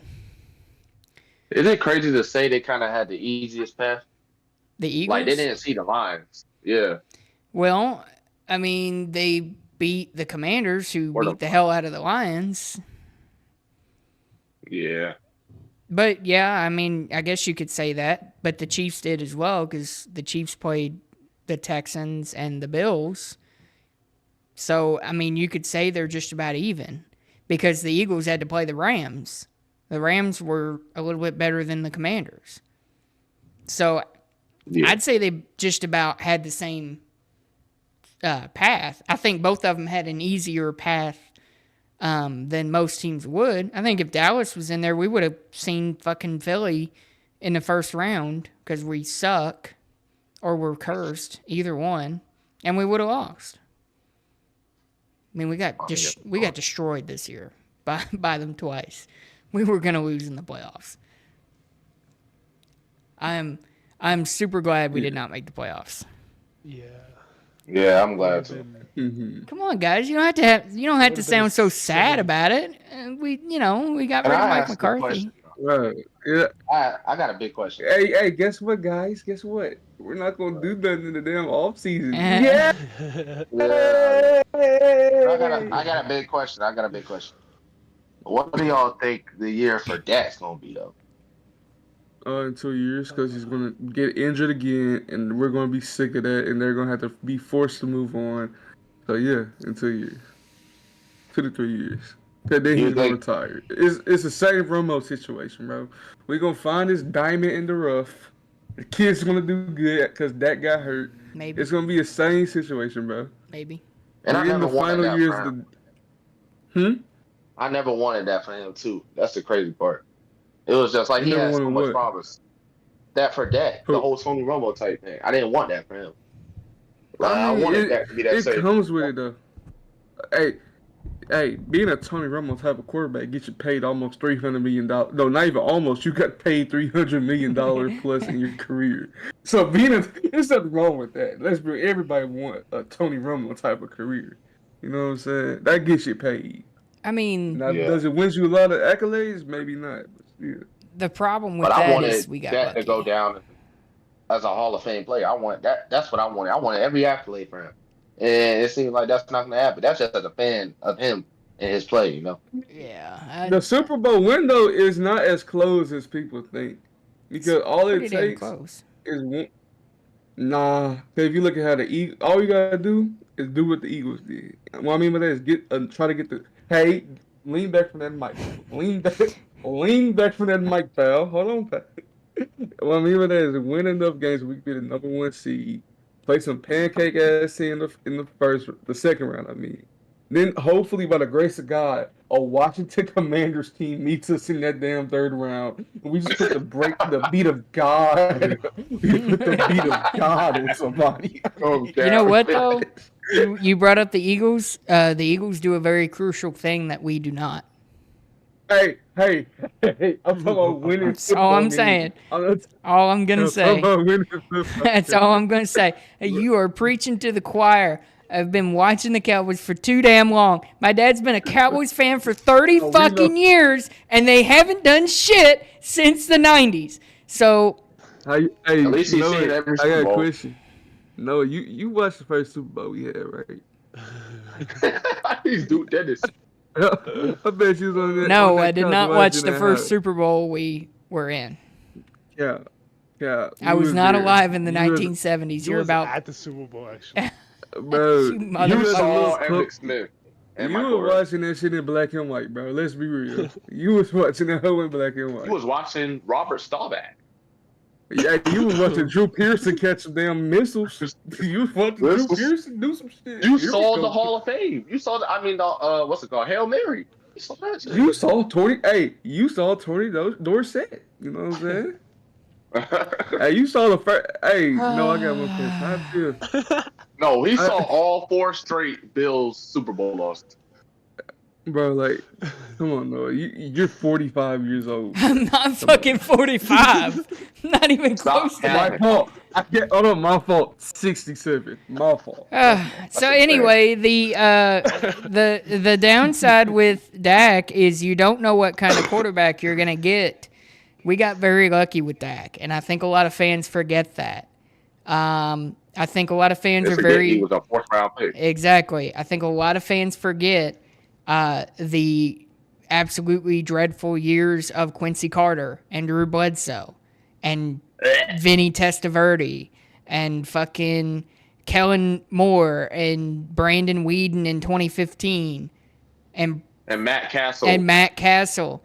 These fans forget how hard it is to find a quarterback that can start in the National Football League. Cooper Rush is not a starter. Andy Dalton, at this point in his career, and when he played for us, is not a starter. These young guys, we fucking drafted Ben DiNucci. He started a game he was horrible. That passing motion, oh my gosh. He's absolutely horrible. So finding a guy in the draft, even I love Kyle McCord. I love everything about his game. Do I think he could come in and be an immediate starter? No, absolutely not. He has some issues he needs to fix. Right now, he's probably better than Cooper Rush. That's not saying much because Cooper Rush is a backup. He's one of the better backups in the National Football League, but do you want him starting for you? No. So that's why I've been Bro, saying. Cooper Rush is a top 10 quarterback. Cooper Rush is clutch. That's why I've That's been what we're not saying. gonna do. Case, Yeah. Cooper Rush is clutch. That's why I've been We're not- saying that's the Cowboys need to find a quarterback. They need to find an heir apparent. Find somebody. Draft Jalen Milroe. I'd love that. Go nuts. Jackson Dart. Why not? Will Howard. Sure. Riley Leonard. Yeah. Whatever. Kyle McCord. I love it. Don't go out and get a DJ guy. Uiagalelei, I love it. Don't go out and get a guy like DJ Uiagalelei or whatever the fuck, how the fuck Get do you him. say his name. Get him. Get him. How'd you say his name in the video? Don't go out and get these guys. Get you a real franchise quarterback. I swear to God, if they draft Tyler Shuck as their franchise quarterback, I'm gonna be pissed. Bro, that's the worst thing about the draft, though. Like, That's the most Dallas Cowboys shit, man. 9 times out of 10, you're not gonna find a nigga. Shut up. You're not gonna find a franchise quarterback for the NFL draft, bro. I mean, We get dogged this year, bro. you gotta find something. Okay, you can't just wait until Dak is old and can't move the ball and can't do anything, and then you're stuck with who the fuck knows. And then he gets injured in the preseason by Cliff Averill, and then this other black guy comes out and starts winning 13 games and gets to the divisional round just to lose to some nigga that has a beard and plays for the Packers and shit. And then for 9 straight seasons has expectations of actually trying to get to the Super Bowl, but it's actually not good enough to get to the Super Bowl. You can't take a chance on that. You can't. I mean, you think this team would have learned with Quincy Carter? He was fucking horrible. He was so bad. I bet you remember watching every Quincy Carter game. Hey, you know what? You know what? There is a quarterback. Speaking of Quincy Carter, you all have probably never heard of him. His name is Don Meredith. He played some. I've heard him. He played. I believe he played in the '80s. I could be wrong about that. Completely wrong. They drafted him high in the NFL draft. He was projected to be the starter. He was bad, really bad. What do you know? He wasn't good. Just because you're drafted high, just like Shador and Cam this year. Neither of them are great. They're not like, if Drew Aller was in this year's draft, he would be the first overall pick. He would be the quarterback. He would be the one quarterback. This draft class is not amazing. It's just got a ton of talent. So, if you're going to get a quarterback to develop, this is the year to do it. But if the Cowboys do that, who fucking knows? They have like 1 million 5th-round picks. Draft a quarterback with one of them. Well, we've never won a. Would y'all stop talking over each other and then just stop it? Well, we've never, we've Bro, never. no. It's because me and Justin Justin had the same brain. Like we already know when we gonna talk. You know what I'm saying? So we talk at the same time. We just like that, bro. We just chill like that. Yeah. We were not that telepathy thing. Okay, Yeah, well, it's just a brother thing, bro. Like he might be from bitch ass Virginia, but And he might his only personality be Texas, which is insane. All that nigga talk about is Texas. I'm from Arlington, Dallas. Shut the freak up. We get it. I never said where I was from on this podcast, pal. You're just from Virginia. You gotta sleep at night knowing you from Virginia. so and I'm 5, slipping in my bag. So the Cowboys should draft a quarterback this year to keep themselves from being in a situation where they need a quarterback, but they don't have one. There you go. Bro, no, it'd be so funny. Oh If my both God. Shador and Cam turn out to be generational prospects, bro, and we over here shitting on these kids somehow. It happens every year. It happens every year. There's always a person that just gets absolutely dragged on, and he turns out to be really good. And then there's guys that are hyped the hell up, and they're horrible. So, Bro, I mean, once Dylan Gabriel might be a top 5 oh my quarterback. God, Dylan Gabriel. Fuck. Oh, I forgot God. about him, not gonna lie. I forgot he was even in the draft class until I looked on Instagram and saw his senior day or Senior Bowl helmet. He's been balling. Oh yeah. And that's crazy. A Heisman finalist getting all this flack saying he's not even going to succeed. Bro, it's because, look, Dylan Gabriel, if he was 6'2", 215, the kid would have been a first round pick. But the guy is 5'11", bro. Let's 5'11" and left-handed. let's bro. be real. Dylan Gabriel was a Heisman finalist because they needed a fourth person. It should have no. They didn't want to give it to Shador. If all honesty, it should have been Shador. Let's No. be real. No, no, Yes. no, Yes. no. Yes. Dylan Gabriel Yes. outperformed Yes. Shador. Yes. If you're gonna have any Who? quarterback, Dylan Gabriel outperformed Shador. So if you're gonna have another quarterback other than Cam, then Dylan Gabriel is the one you would It want. should have been a scatterboo. It should have been Scat Pat. And No. and everybody in the Heisman finalists were ranked at least, besides Travis. But Travis got it because It's hurting right now. nigga, what the fuck What? is wrong with you? I'm trying to talk, man. And you always say it's a weird, annoying. Like everybody, all the finalists were at least on ranked teams besides Travis, and Travis got it because he's generational and shit. But I feel like Shador wouldn't have gotten it because he's the lesser known, and he's not going to get the credit because Travis is on the Did you damn. say Shador's a lesser known than Travis Hunter, bro? Not lesser known. I don't think that's what he meant. That's not what I No, meant. no. I meant, I know what you're lesser saying, star. but still, that's The still lesser star incorrect. of Let's it. be real. No. I get what you're saying, Judge. But that kid should. I think Shador's more known than Travis Hunter. But I do get. Well, of what course you're he's saying. no, but I'm talking about lesser talent. When I think Yeah. about it, I get what you're saying. My fault. That's my fault. I just don't see Shador or Cam. There's a reason why the Tennessee Titans and the Cleveland Browns are not expected to pick a quarterback. It's because neither of them are worth that. They're not worth Watch that. them kids be Project Pat Mahomes, bro. Okay, if they are, then I'll eat shit. I mean, everything that goes off of what they have shown in college, they're just not to the point that you would. They're not like a Josh Allen. They're not like a Lamar Jackson. They're not those types of guys. Well, Maybe Yeah, Cam Ward is Ward. nonchalant. I mean, His nonchalant pocket attitude is gonna not bode well in the NFL. I'm sorry. exactly. let me say this though: if Shador and Cam Ward were on Georgia and Alabama putting up these numbers, they're the consistent number 1 and number 2 pick. Let's be real. But they were on Cam Ward was on a rebuild in Miami, and Shador was on a rebuild in Colorado. So where what they're doing is looked at way less than what they would do if they was on Alabama and Georgia. Let's be real. So Let's be real. by that same argument, Stetson Bennett would have been a first-round pick because he had very similar stats to both of them. Stetson Bennett was 27. But he played for Georgia. I get the point. I'm just saying. So, okay, are you telling me that Carson Beck would have been a first-round pick this year? Because he has very similar stats to Shador. No. I'm talking about if he was playing up to what he was supposed to play like. Let's be real.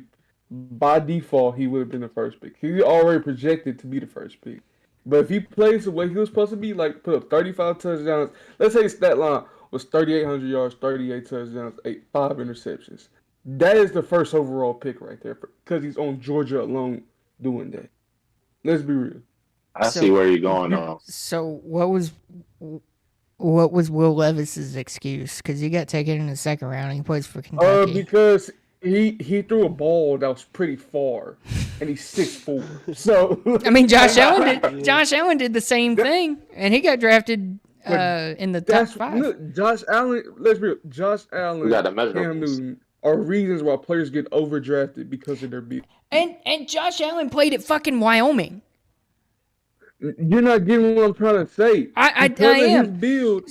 I get what you're saying. You're saying it's because of his physicals. I understand that, and you're right. I'm just making a point. I don't think the school, because let's be honest. Colorado is not that small of a school anymore. It's not. Since Dion got there, it's not. Team-wise. It's still not. Team-wise. It's still not. It was ranked for a majority of the year. Not majority. It got ranked by the later part of the year. Okay, fine. Didn't it end off at 18? Yeah. They were ranked 18th. Yeah.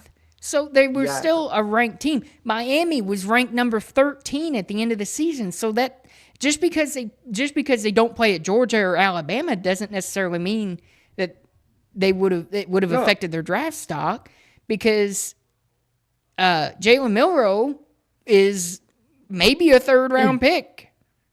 He's he played for Because Alabama. listen to what I'm trying to say. Jalen Murphy put up a bad season though. What I'm trying to say is the respect levels of the teams. They're not gonna respect Colorado because of who they played. They're not gonna respect Miami because of the teams they played for real. They're not gonna respect that. Like USC, Caleb. Well, I can't use it, but I'm not. I don't know how to put it into words basically. But Shador played the teams Alabama and Georgia played, or even he was on Texas and did the stuff he did at Colorado. Same numbers, same way. There's no way he's not. There shouldn't even be an argument for him being a first round pick. So what about Quinn Ewers then? Because Quinn Ewers has very similar stats to Shador. Quinn Ewers didn't have the year that Shador and Cam Ward He has had, similar. He has similar stats to them. He has more interceptions. I'll give you that. But that's what I'm he has extremely similar stats. So Shador is more accurate than Quinn Ewers stuff. You know what I'm saying? Regardless, neither of them are amazing quarterbacks. They're not like the top crop of quarterbacks that you would want in a given draft But class. we don't know that until they touch the NFL. That's true, but you also don't know that about any team. We could be sitting here saying, "Oh, well, 2018." Back in 2018, they were projected. That draft class was supposed to be amazing. Turned out, Josh Rosen was horrible. Sam Darnold is a not 2018. Sorry, whatever year Sam Darnold and them were drafted. 17. That's 2018. That was the same year as Baker Mayfield. Okay, and Lamar the same whatever year it was, Baker Mayfield was a journeyman. He had one good year before Tampa. At OU. With the Browns when he got him with the playoffs. Sam Darnold has been a journeyman. He's probably on that course still. Josh Rosen is out of the league. Josh Allen is really good. Lamar Jackson is really good, but it's not the generational draft class that people thought it was going to be. It's like talking in hindsight. That's why I get what you're saying, bro. That's why when I make these videos and people comment under my videos and they're like, "Hey, this guy's going to be super good," I'm like, I'm just going off of what the scouts are saying now, and the scouts are saying this. The scouts are saying that this draft class is not a good draft class. They've been wrong several times, because if they haven't, then we wouldn't have Jason Witten going to the Hall of Fame, because he was dogged as a rookie. So, I mean, I get what you're saying. We do have one more thing that we have to move on to. So, obviously, we touched on Brian Shottenheimer becoming the head coach, and he's currently filling out his staff. But there's one NFL team that has not hired a head coach, and that is the New Orleans Saints. It has been described as the least appealing job in the NFL due to the amount of aging players on the roster. All of their all-pro and, well, pretty much just all of their good players are over the age of 30. Their cap space is a constant problem. Their quarterback is not great. Their weapons are not great or reliable. Chris Olave cannot stay on the field. You don't know what they're going to do with Alvin Kamara. You don't know what they're going to do with Alvin Kamara, and the team has a lot of holes and no money to fill them. What do we think about the head coaching job with the Saints, and who's going to take the job? Because it looks like Mike McCarthy pulled out of the job. Let's be real. We all say the Cowboys have some of the worst management we've ever seen, but my good golly, the Saints might take the cake, bro. With the Jets following right after them. No, the Jets found their coach with ease. No one wants to coach in New Orleans, bro. What is a building block that New Orleans even have, bro? Nope, nothing right now. Chris Olave. Olave.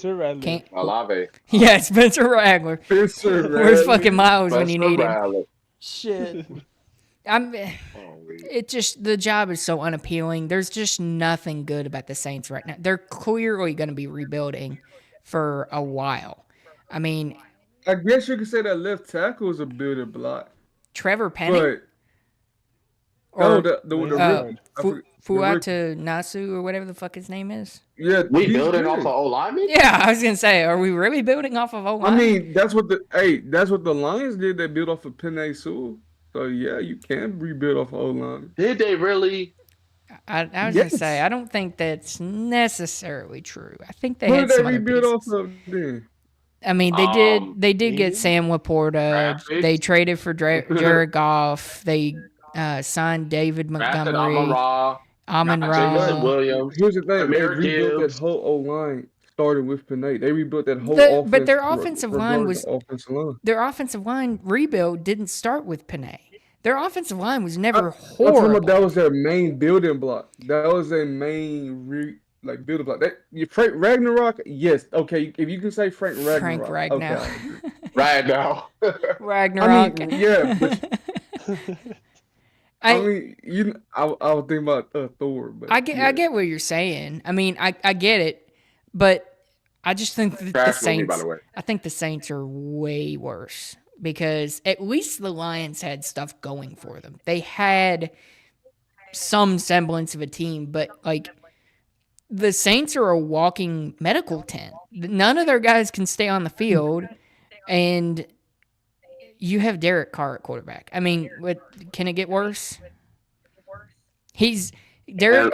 Yes, you could always have Gardner Minshew as quarterback. Derek Carr. I'm just saying. Here's the thing. Derek Carr is in that weird spot for quarterbacks. He's just good enough to be a starter, but he's not good enough to be anything better than average.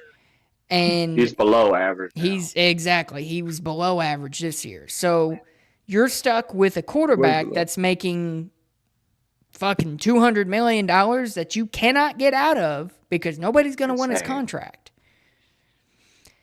The job is just so unappealing, and any coach that goes in knows that they're going to be scapegoated. And I mean, that's Dennis Allen was not a good head coach. I'm not saying it was, or saying he was, but even the interim struggled. Couldn't get anything going. It's going to be a revolving door of head coaches because they'll realize their team is just not good enough. And nobody's going to take that healthy ass, I mean, not healthy, but like job there to try to fix that. Because no real head coach wants to be a builder. They really want to win. Yeah. But they're just saying that so they can get that job, get that money. Well, and it's But like they don't really want to build. it's like Mike McCarthy when he pulled out. It's like that was the indication that nobody wants this job. Nobody. Joe Brady and Mike McCarthy pulling out, two of the top options on the market. They don't want to come coach for you, so you're stuck with Kellen Moore, if he even wants to go. Gone. Yeah. Everybody's picked up. Who's gonna stay? And he might stay. So what are the Saints going to do if Kellen Moore says, no, I'm going to stay with Philly? Because that would be the smart thing if I'm Kellen Moore is, well, fuck the Saints. I'm just going to stay here and maybe win another Super Bowl. So the Saints could get fucked here. They're in no man's land. They are. Yeah, they're in no man's land. They're paying a ton of money to a team that isn't good. They're constantly They under should have salary me as cap. coach, bro. They might be calling you, Caib. Nobody else seems to want the job. You know I'm what? gonna If they really, turn that hoe around. I'm gonna turn that hoe around. You feel me? this might be crazy, but if they really want to go full rebuild, they got to trade one of their stars. I ain't gonna lie. What star? Just blow that whole Rack it team up. up. Blow that Blow that whole whole team shit up, up. bro. What Trade star Chris are they going Olave. to I'm sorry, trade? man. Are, Trade Chris Olave. Kamara. Their own Kamara. good- okay, Yeah. so what are you going to get for Chris Olave? Because he can't stay on the field. No, you keep that. You keep that. The second, You third? you keep that. Yeah, All right. second, third, maybe, if That's the that. third. No, Alvin Kamara? You can get a late first. You can get like the I don't 31st think so. or I don't think so. Oh, Dude, he's been When injured. You think the Healthy? Bills? Hold When on. You think the healthy, he's Bills a won't top trade that 15 30 receiver. overall pick for Chris Olave? No, I don't, because he can't stay on the field. He's been hurt. When He healthy, has missed. To the ball. He's missed double-digit games in the 3 years he's been in the league. because of what? All his injuries been because of Derek Carr puts that kids in a It doesn't. terrible It position. doesn't matter. Even I'm when they saying. didn't I'm have saying Derek Carr. he was getting hurt. Exactly is what I'm saying. He's been hurt a lot. He's an amazing wide receiver, but he cannot stay healthy. So no team is going to trade massive draft capital for a question mark at wide receiver that you don't even know is going to play for you. Amari Cooper. What the Cowboys did with Amari Cooper, bro? What do you mean? Wait, what? What do you mean? The Cowboys traded for Amari Cooper. And he had injury concerns, bro. Yeah. The Cowboys were also very desperate. But the Bills should be too. They should be desperate for a wide receiver. And I mean, yeah, that's a good point. I can't disagree with that. The big difference to me between Chris Olave and Amari Cooper had already played 5 years and had shown that he can be a great wide receiver. And we don't Chris know Olave has shown he can, but he hasn't put the numbers up because he's been hurt every single year. I just don't see Chris Olave being worth a first round pick. I just don't. Because I think Amari Cooper first years with Oakland, he went from 1,000 yard years to 600, then to 280. And then that's when he got traded to the Cowboys. Let's see Chris Olave first 3 years with the team. It's similar. He had 1,000 years, then went to 400 yards. So it's a similar situation to Amari Cooper, bro. The very similar situation. Every time you think you got Caib, he pulls something out of his ass. He really got that. Yeah, he got me. I'll give him that. Every time you think you got Caib, he gets something. He gets something on you. I still don't think it. I still don't think it'll happen. No, I'm not saying. I'm just saying. If you talking about for trade value, you could get a late first round pick for bro. At least, at most, a late first round. So pick. what are you getting for Kamara? You getting a first round pick? I was gonna say his contract is massive. Yeah, you gotta pay. Look, the Saints gotta get a 4th round pick, and they also gotta pay 50% of his contract, bro. Damn. So they still. Hey, that gas hitting right nowhere. That gas hitting right nowhere. That goddamn guards. There's just nothing good about the Saints job. When you have now, granted, some of the reports coming out are saying that Mike McCarthy was not going well with the Saints, so that probably wouldn't have been the right place for him anyways. But for somebody who doesn't have a job, is coming out and saying, I think I'm going to pass. That's probably not a good thing. He's going to go sit on his couch for a year, maybe longer. If Mike McCarthy doesn't want you, you're doomed. I ain't going to lie. They're going to have to bring Damon Rizzi, you're back. Welcome back. Let's get one of the analysts off ESPN like the Colts did when they did. Let's go get John Gruden. I'm sure that'll work out.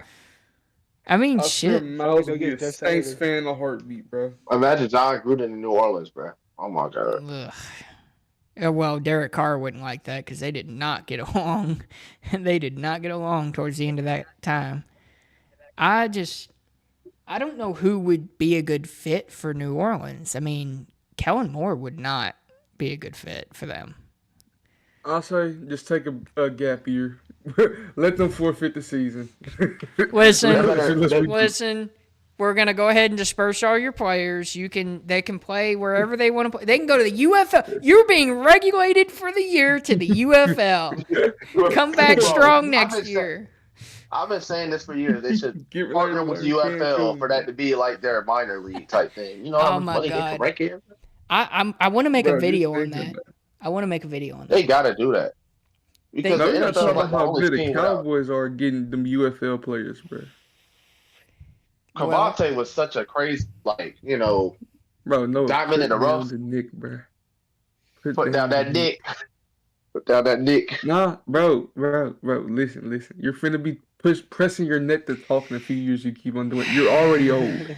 You can't sustain this life. I definitely think that the NFL should support the UFL. I definitely think that. I'm gonna make a video. They had a really good. They should make it like their G League. They should make it like their G League. So that's okay. What did you think I was saying? No. I was agreeing with you. Here's the issue though. You're right. My bad, bro. Here's one of the big issues that the NFL would have to figure out if they did that. Well, two issues, actually. Number one, the UFL is hemorrhaging money. It has not made money one time. It is about, I think the last estimate I saw was about $60 million in debt. They don't have any kind of stadiums that they play in. They play in pretty much just one area. And not to mention, having it as a G League team, it's not always a good thing. Because with the NBA, the G League has a problem just like the UFL would.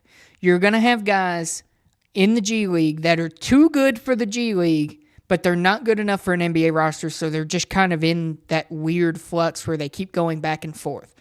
That can be a little iffy because football is a contact sport, and while basketball is too, injuries are way more common in football than they are in basketball. So in terms of that, it's a little bit difficult. They would have to figure out so much to actually get it done. But I do think they should do it. I think it could only hurt. I mean, the NFL has a talent problem. You have too much talent. So you have talent that isn't able to get on the field. I'd love to see guys like I'd love to see these, practice squad players go out and dominate in the UFL and get reps. Guys like Trey Lance. Trey Lance needs to go to the UFL. Go to the UFL, get reps. Look, No, I was thinking about top this. first. You know how the NBA, like high school players they used to go to the G League and get developed. Mm-hmm. Yeah, that shut Will that down. the NFL use the UFL for high school kids to get developed, get actual real life contact? So, Like just imagine a 5-star recruit Bro, getting picked up by a no, UFL team. I don't You think know it how would much work. money? Bro. I'm sorry, Caib. Yeah, I just don't. Just think about so, it. so That's Think why about if colleges are not Jeremiah one and Smith done. went to the UFL I hear you. to get, you know how many tickets I would sell? what I'm saying is it wouldn't work He's a because grown man. that's what I was about to say is you're going to have kids going up against grown-ass men. And yes, I know you do that in the G League too. I know that. You do that in the G League too. But like I said, football is a way more physical sport than basketball. Injuries happen a 100%. hell of a lot more. Why do you think college players in football don't go one and done, man? They can't. They Right, can't. they can't. They're going to get No, body. I'm getting Got body bag. I think I put it way worse. I didn't really explain. I was talking about in first year in college, you might sit out. First year in college, you're going to probably sit out unless you're that guy. Like I was thinking, like maybe they can go to the UFL, get a way better head start, sit out their first year. Second year they get a little playing time. Third year if they're ready, you play, and they can just stay in there until they can just declare for the draft. Then you're encroaching onto 3 different organizations because then you're going to be encroaching on the NCAA. And the NCAA in the past has not been receptive to the NFL butting into their affairs. So you're going to have to get 3 different organizations together to come up with a plan on that. You're still going to have the issue. You're still going to have the issue of 19-year-olds going up against 30-year-olds. 25, 30-year-olds. 100%. I agree. Look, I agree. I was just saying. I was just thinking. I was just sitting here thinking, what if they could do that, where they allow these high school kids to get a head start? I was just thinking. In my head, it sounded smarter than what it actually. I was gonna say it just to me, and I didn't want to be rude when I said it. It doesn't make a lot of sense because when you redshirt your freshman year, that is used not so much because you can't play immediately. Some colleges or some players need more time to adjust to the college lifestyle. So they redshirt that year so you're not focused on football. You're focused on getting your academics taken care of. You're focused on getting your body taken care of. Some people are not ready to come into college and go right to football. They want to get in. They want to do their thing first. They want to get their academics taken care of.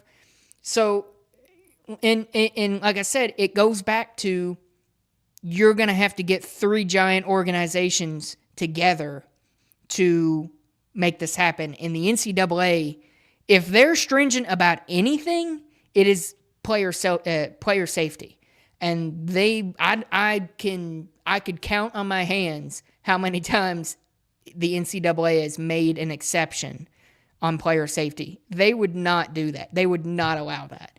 I don't think anybody would be okay with the high schooler going to the UFL. It's extremely different than basketball because some of these 19-year-old guys, some of these 19-year-old kids can hoop.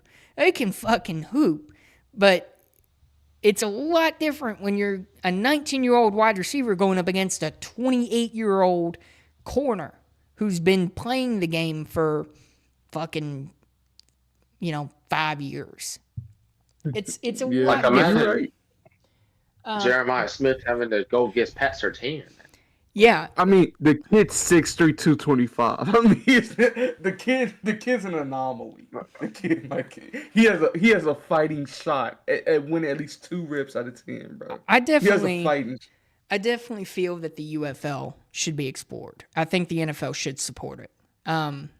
It can make money, and it's not directly competing with the NFL either. It's said in the past it wants to be a feeder league for the NFL. That's why they only sign their players to 1-year deals. Their deals are up at the end of the year. You cannot sign, you cannot talk to NFL teams until that contract's done. Why can't the NFL just partner up with them? They've already got access to the NFLPA. The NFLPA has been helping the UFL. And something that I wonder if the NFL is just kind of waiting to see if the UFL can stay afloat. Because, we've seen... Well, it had a pretty good first Brandon year. Aubrey, Devontae Turpin, or any other breakout player from those leagues. So it's going to happen sooner than later, bro. I know you guys probably don't know, but Justin was going to say it's already been up for 2 or 3 years. Yes, it has. The original USFL was up for 2.5 years before it hemorrhaged money. Yeah. And ran out. The AAF, I don't even know if you all remember that. The AAF. I remember that. Yeah. Oh my God. The AAF was a very promising league. The XFL, when it restarted, was very, very promising. The AFL, or it was the AAFL, was very promising. But you see, all of these leagues have come through. We don't talk about them because they're not around anymore. By that same token, the various many arena football leagues that have been in operation throughout just this century alone, they could have partnered up with the NFL, but they didn't because it's a completely different game. I think the NFL is kind of just waiting to see if the UFL can support itself. Can the UFL draw? Is there an audience that they can perform to? Because right now they're not selling out games. Nobody really gives a shit about the UFL. So why would the NFL dump a ton of money into something that's just kind of, whatever? It would be a bad return on investment. Right. They don't want to end up like the NBA is dealing with the WNBA. Oh my gosh, they're still supporting them. They've been supporting them for 20 years, and the WNBA has never been profitable. But look, here's why. And I'm not even trying to sound sexist, bro. They market themselves. No. It's not even that they can't play. The way they market themselves and try to make it a competition, like women might be better hoopers than men. They do. Brittany Griner said she can beat DeMarcus Cousins one-on-one. Yeah, no. Bro, they are so cocky, bro. It gets on my nerves. They don't take the brand deals they get because they think they should be on par with the NBA. What you don't see is the NBA was in the same position the WNBA was in when they first started out. They just had to take the deals they could and brand themselves. When you have a person like Caitlin Clark and Angel Reese, the two most marketable people in that business right now. Let's be real. Those two are top dog when it comes to marketing. You market those kids. You get the women sports deal. You get the tampon endorsements. You get the Skims I'm not even trying to be funny, bro. You get all the women needs endorsements, bro, and you profit off of that shit. You get these commercials with the tampons. You get a woman an educational tampon commercial. You do whatever it takes to get your women out there, and you do whatever it takes make your talent look as good as it is. It's no reason that Caitlin Clark should not be on every damn commercial. They want their stuff to succeed, bro.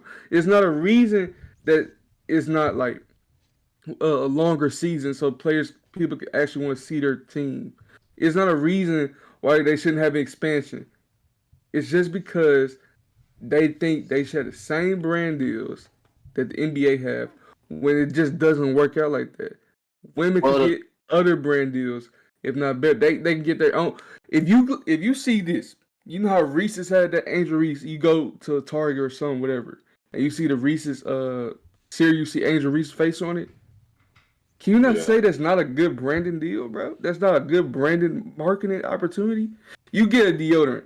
You get a Caitlin Clark Dove deodorant. You know how many white women are going to get that? You get a whatever type of thing that women get. Tampons, the Angel Reese edition. Do you not know how much money you're going to bring to your fucking shit? Where is this conversation going? I know. I'm just saying. Going all around the place. No. When you said how the WNBA and the NBA, it just sparked some of my spirit. You know what I'm saying? It's because the WNBA has so many opportunities to be out there. It's just they think they're supposed to be so far ahead that what in 20 years of that league being open, NBA been open for over 100 years. Shit don't work like that, bro. You know what I'm saying? So I'm just saying, if they just decide to market themselves way better and brand themselves way better, they could be close where the NBA is. That's my whole point. Well, the good thing about that is though, like there are a lot of good women stars coming out of the league. Like Paige Bueckers is probably going to be the number one pick. Asia Wilson. And that girl from that played for South Carolina that played like a woman, Kyrie. She's probably gonna get in the draft. Florida, all these girls. Man, Sabrina, have y'all ever saw Sabrina's shoes? They look just like Kobe's, bro. They look just like Kobe. Why are y'all? Why are we still going on about WNBA? Because bro, they have such. Bro, look, no cap. Their league is so good, but it just gets shadowed because of their marketing strategy, bro. They did add an expansion team too. Like Golden State's getting an expansion team, and also like ESPN and House of Highlights, they're all like promoting the moves being made. Like I just saw they need their own TV network too, bro. They need their own TV network. So instead of like always going with ESPN, because we already know when they start the playoffs are starting or baseball, they need their own network. I think look, listen. I'm just guessing. I think they need their own network. I don't know anything about the the WNBA. I don't really care about the WNBA. I was just making a point about the WNBA and how it loses money. Well, sorry. And the UFL is a little bit different because it has already a bigger audience than the WNBA. So, it's true. More people care about football than women's basketball. No, 100%, bro. 100%.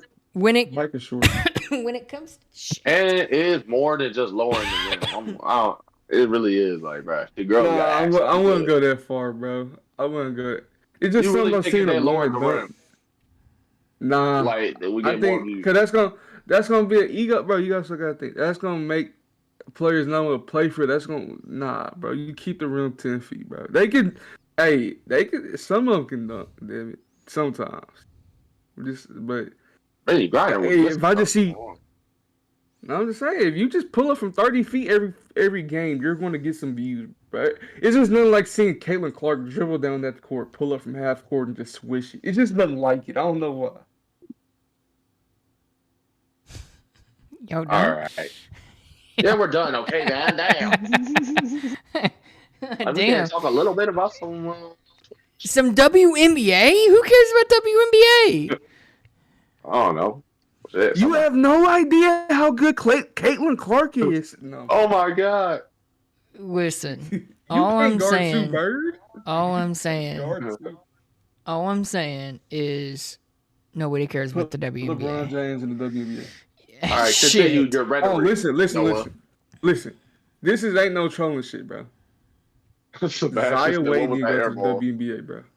Zaya Wade didn't go to the Nigga, shut up. What is wrong with you? Jeez. No. I'm not even trolling, bro. Do you not know how much money a Wade would bring to the Do we even know WNBA? if she can hoop? I mean, sorry, D-Wade. No, know what? That's a woman now, so we're gonna respect it. We're gonna respect what her pronouns I'm are. not commenting on that And one.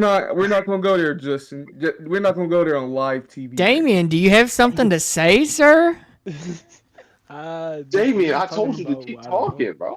Oh, wow. Damien's throwing shots At who? at Caib. I'm calling you out. Wait, what Damien say? Oh shit, he got quiet.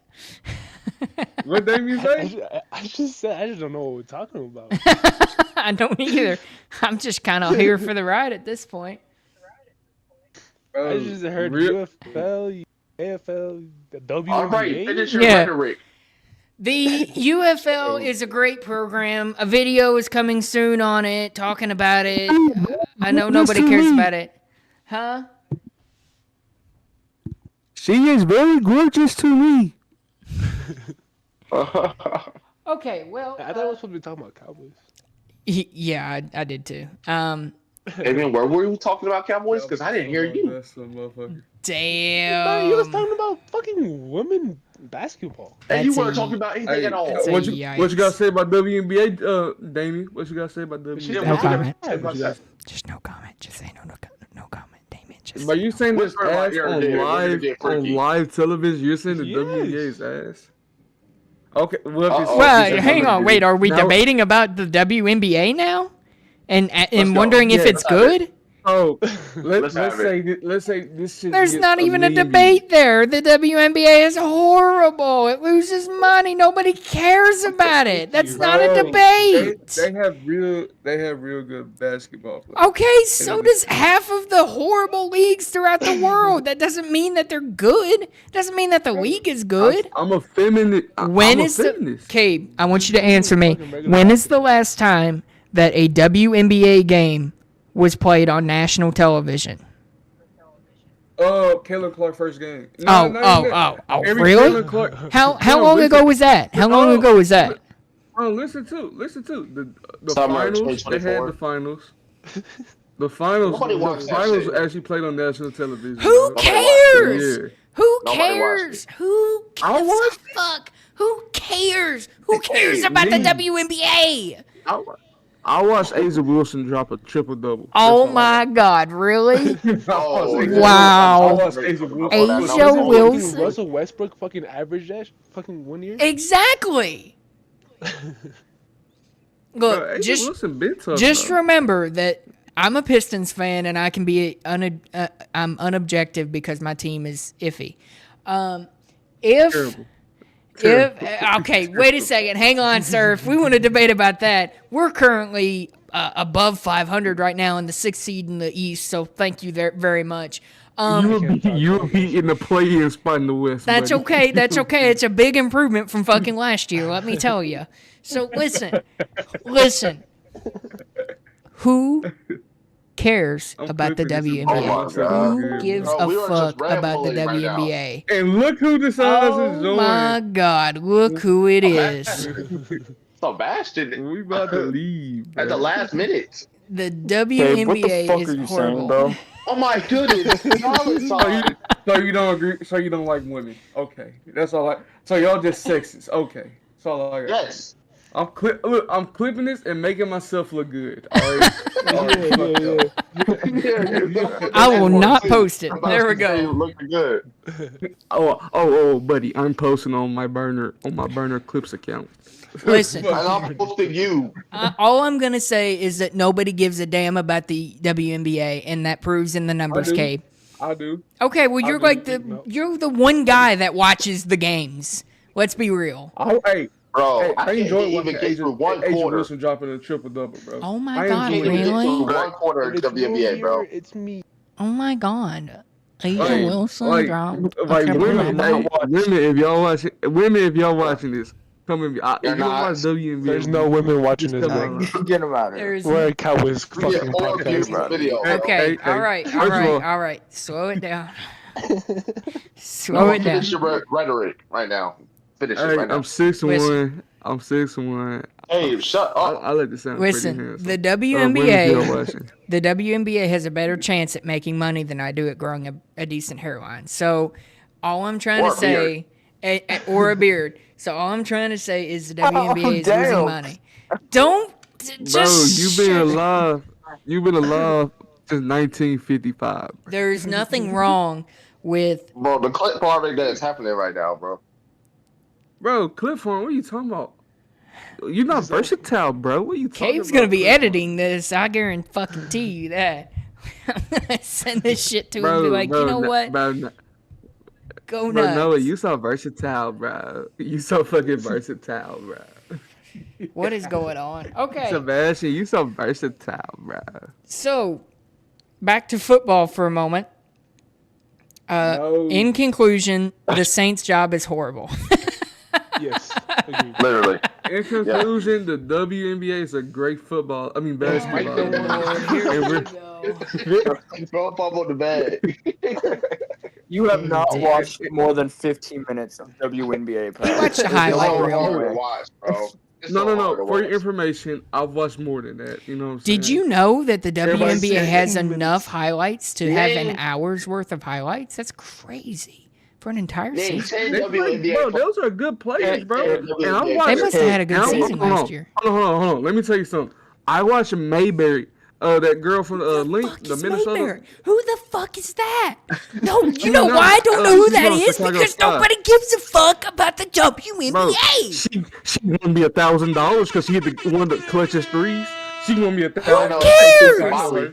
You're the only She won She won person. me Look, $1,000. hang on, Cabe. You know that message that pops up when you're on DraftKings and it says, "Are you sure you want to place this bet?" They do it especially for you because you're betting on the WNBA. I watched the games, bro. Bro, I Why? love women. Do and I you- love oh them. my I love their God. league. I'm a feminist. I love Go bro. to a Rick I strip support club. women. Why do you have to watch a WNBA game to look at women? No. GTA 6, I like to support when it comes women. out, I like will to have support more women. You sales right. alone than the WNBA in its whole 30 Bro. years. Exactly. Just say y'all sexist. Right now. Exactly. Just say y'all sexist, bro. No, say y'all we're not sexist. There's nothing to do with sexist. No. The WNBA loses Bro, money. like- There's a reason it loses money. And the I just like- NBA. I just like funds it watching every year. I just like supporting the WNBA, bro. Hey, You're stop such capping. a You don't liar. watch 10 Okay. minutes of a damn All right. sport. You can't All right. go All to right. Bird. All right. All right. You can't guard two birds. All right. All right. On Noah's soul, you're a liar, bro. Slow it down. On Alex's T brand, you're a liar. Damn. On Alex's On soul, Alex's T We brand. all watch the NBA. The WNBA. We all Bro, watch I the can show you WNBA. my now. exact parlay. Hey, I'm hey, gonna show you name my t- exact Okay, parlay. all right. That woman. Name 10 Guys. WNBA players. Who, me? Okay. No, we're Yeah. done. We're good. We're Yeah, good. you- We don't need to hear it. No. No, I will. we don't need to hear it. Hold on. I will. Angel Reese, Sabrina, Brittany Griner. You don't even know their names. Maybrain, Kennedy Carter. I mean not Kennedy. Yeah, Kennedy. Yeah, hell yeah. The one that beat up Caitlin Clark. You know what I'm saying? Okay. What's that? That's three. Skylar Diggins. No, that's Okay. more than I said 4. It's four. Skylar Okay, fine. Diggins. Four, You said five. one twice. Ooh. I didn't say that was a player, bro. Yikes. So that's Holy four. What is that? It's crazy. It's crazy. Keep It's going. four. You got And then we'll end four. this. Come on. No, I have 5, bro. Oh, What's her name? Arik Ojugawab. She's on the who Dallas the Wings, fuck bro. is that? Bro, you're lying. Who You're the looking fuck it up. is You're looking it up. No. You're No, lying. these women are bad. Satua. Bro, have y'all ever seen Satua Sabali, bro? She is I was bad. just saying her name. She is so fine, bro. But I only know these I girls didn't for hear, I didn't hear fine. you say that, I swear. Rakeia Jackson. Natasha Kennedy Carter. Howard, bro. Oh, yeah. I already said that. I already said her. Kalani Brown, bro. Come on, bro. I really know these women, bro. Come on now. Bro, you're looking it Like- up, Cabe. You're looking it up. She played for the Wings. I can hear it in his I live voice. in that, bro. I watch the Dallas Wings here and there, bro. Come on. No, you do not. Nobody watches the Dallas Wings, Bro. So I do. let me Is Dave is in the minority. Is this what happens when you get Bro. CTE? You just start watching the WNBA? Oh, dude, Bro, this is what the happened when you offseason watch does, the bro. Cowboys. Apparently. This is what the offseason does.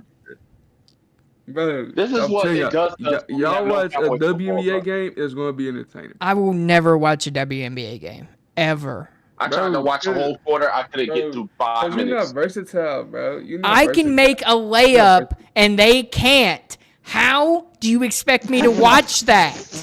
I can't jump more than 2 feet off the ground. I could guard half of the people in that league because they will miss wide open layups. Bro, We are way how many over women time. miss a wide open layup? Okay, listen. All I'm trying to say is the WNBA doesn't make money. If Caib, you want to watch it, Mom. more power to you. You can lose Mom. brain cells. I got That's something to say. fine. All I gotta say is this.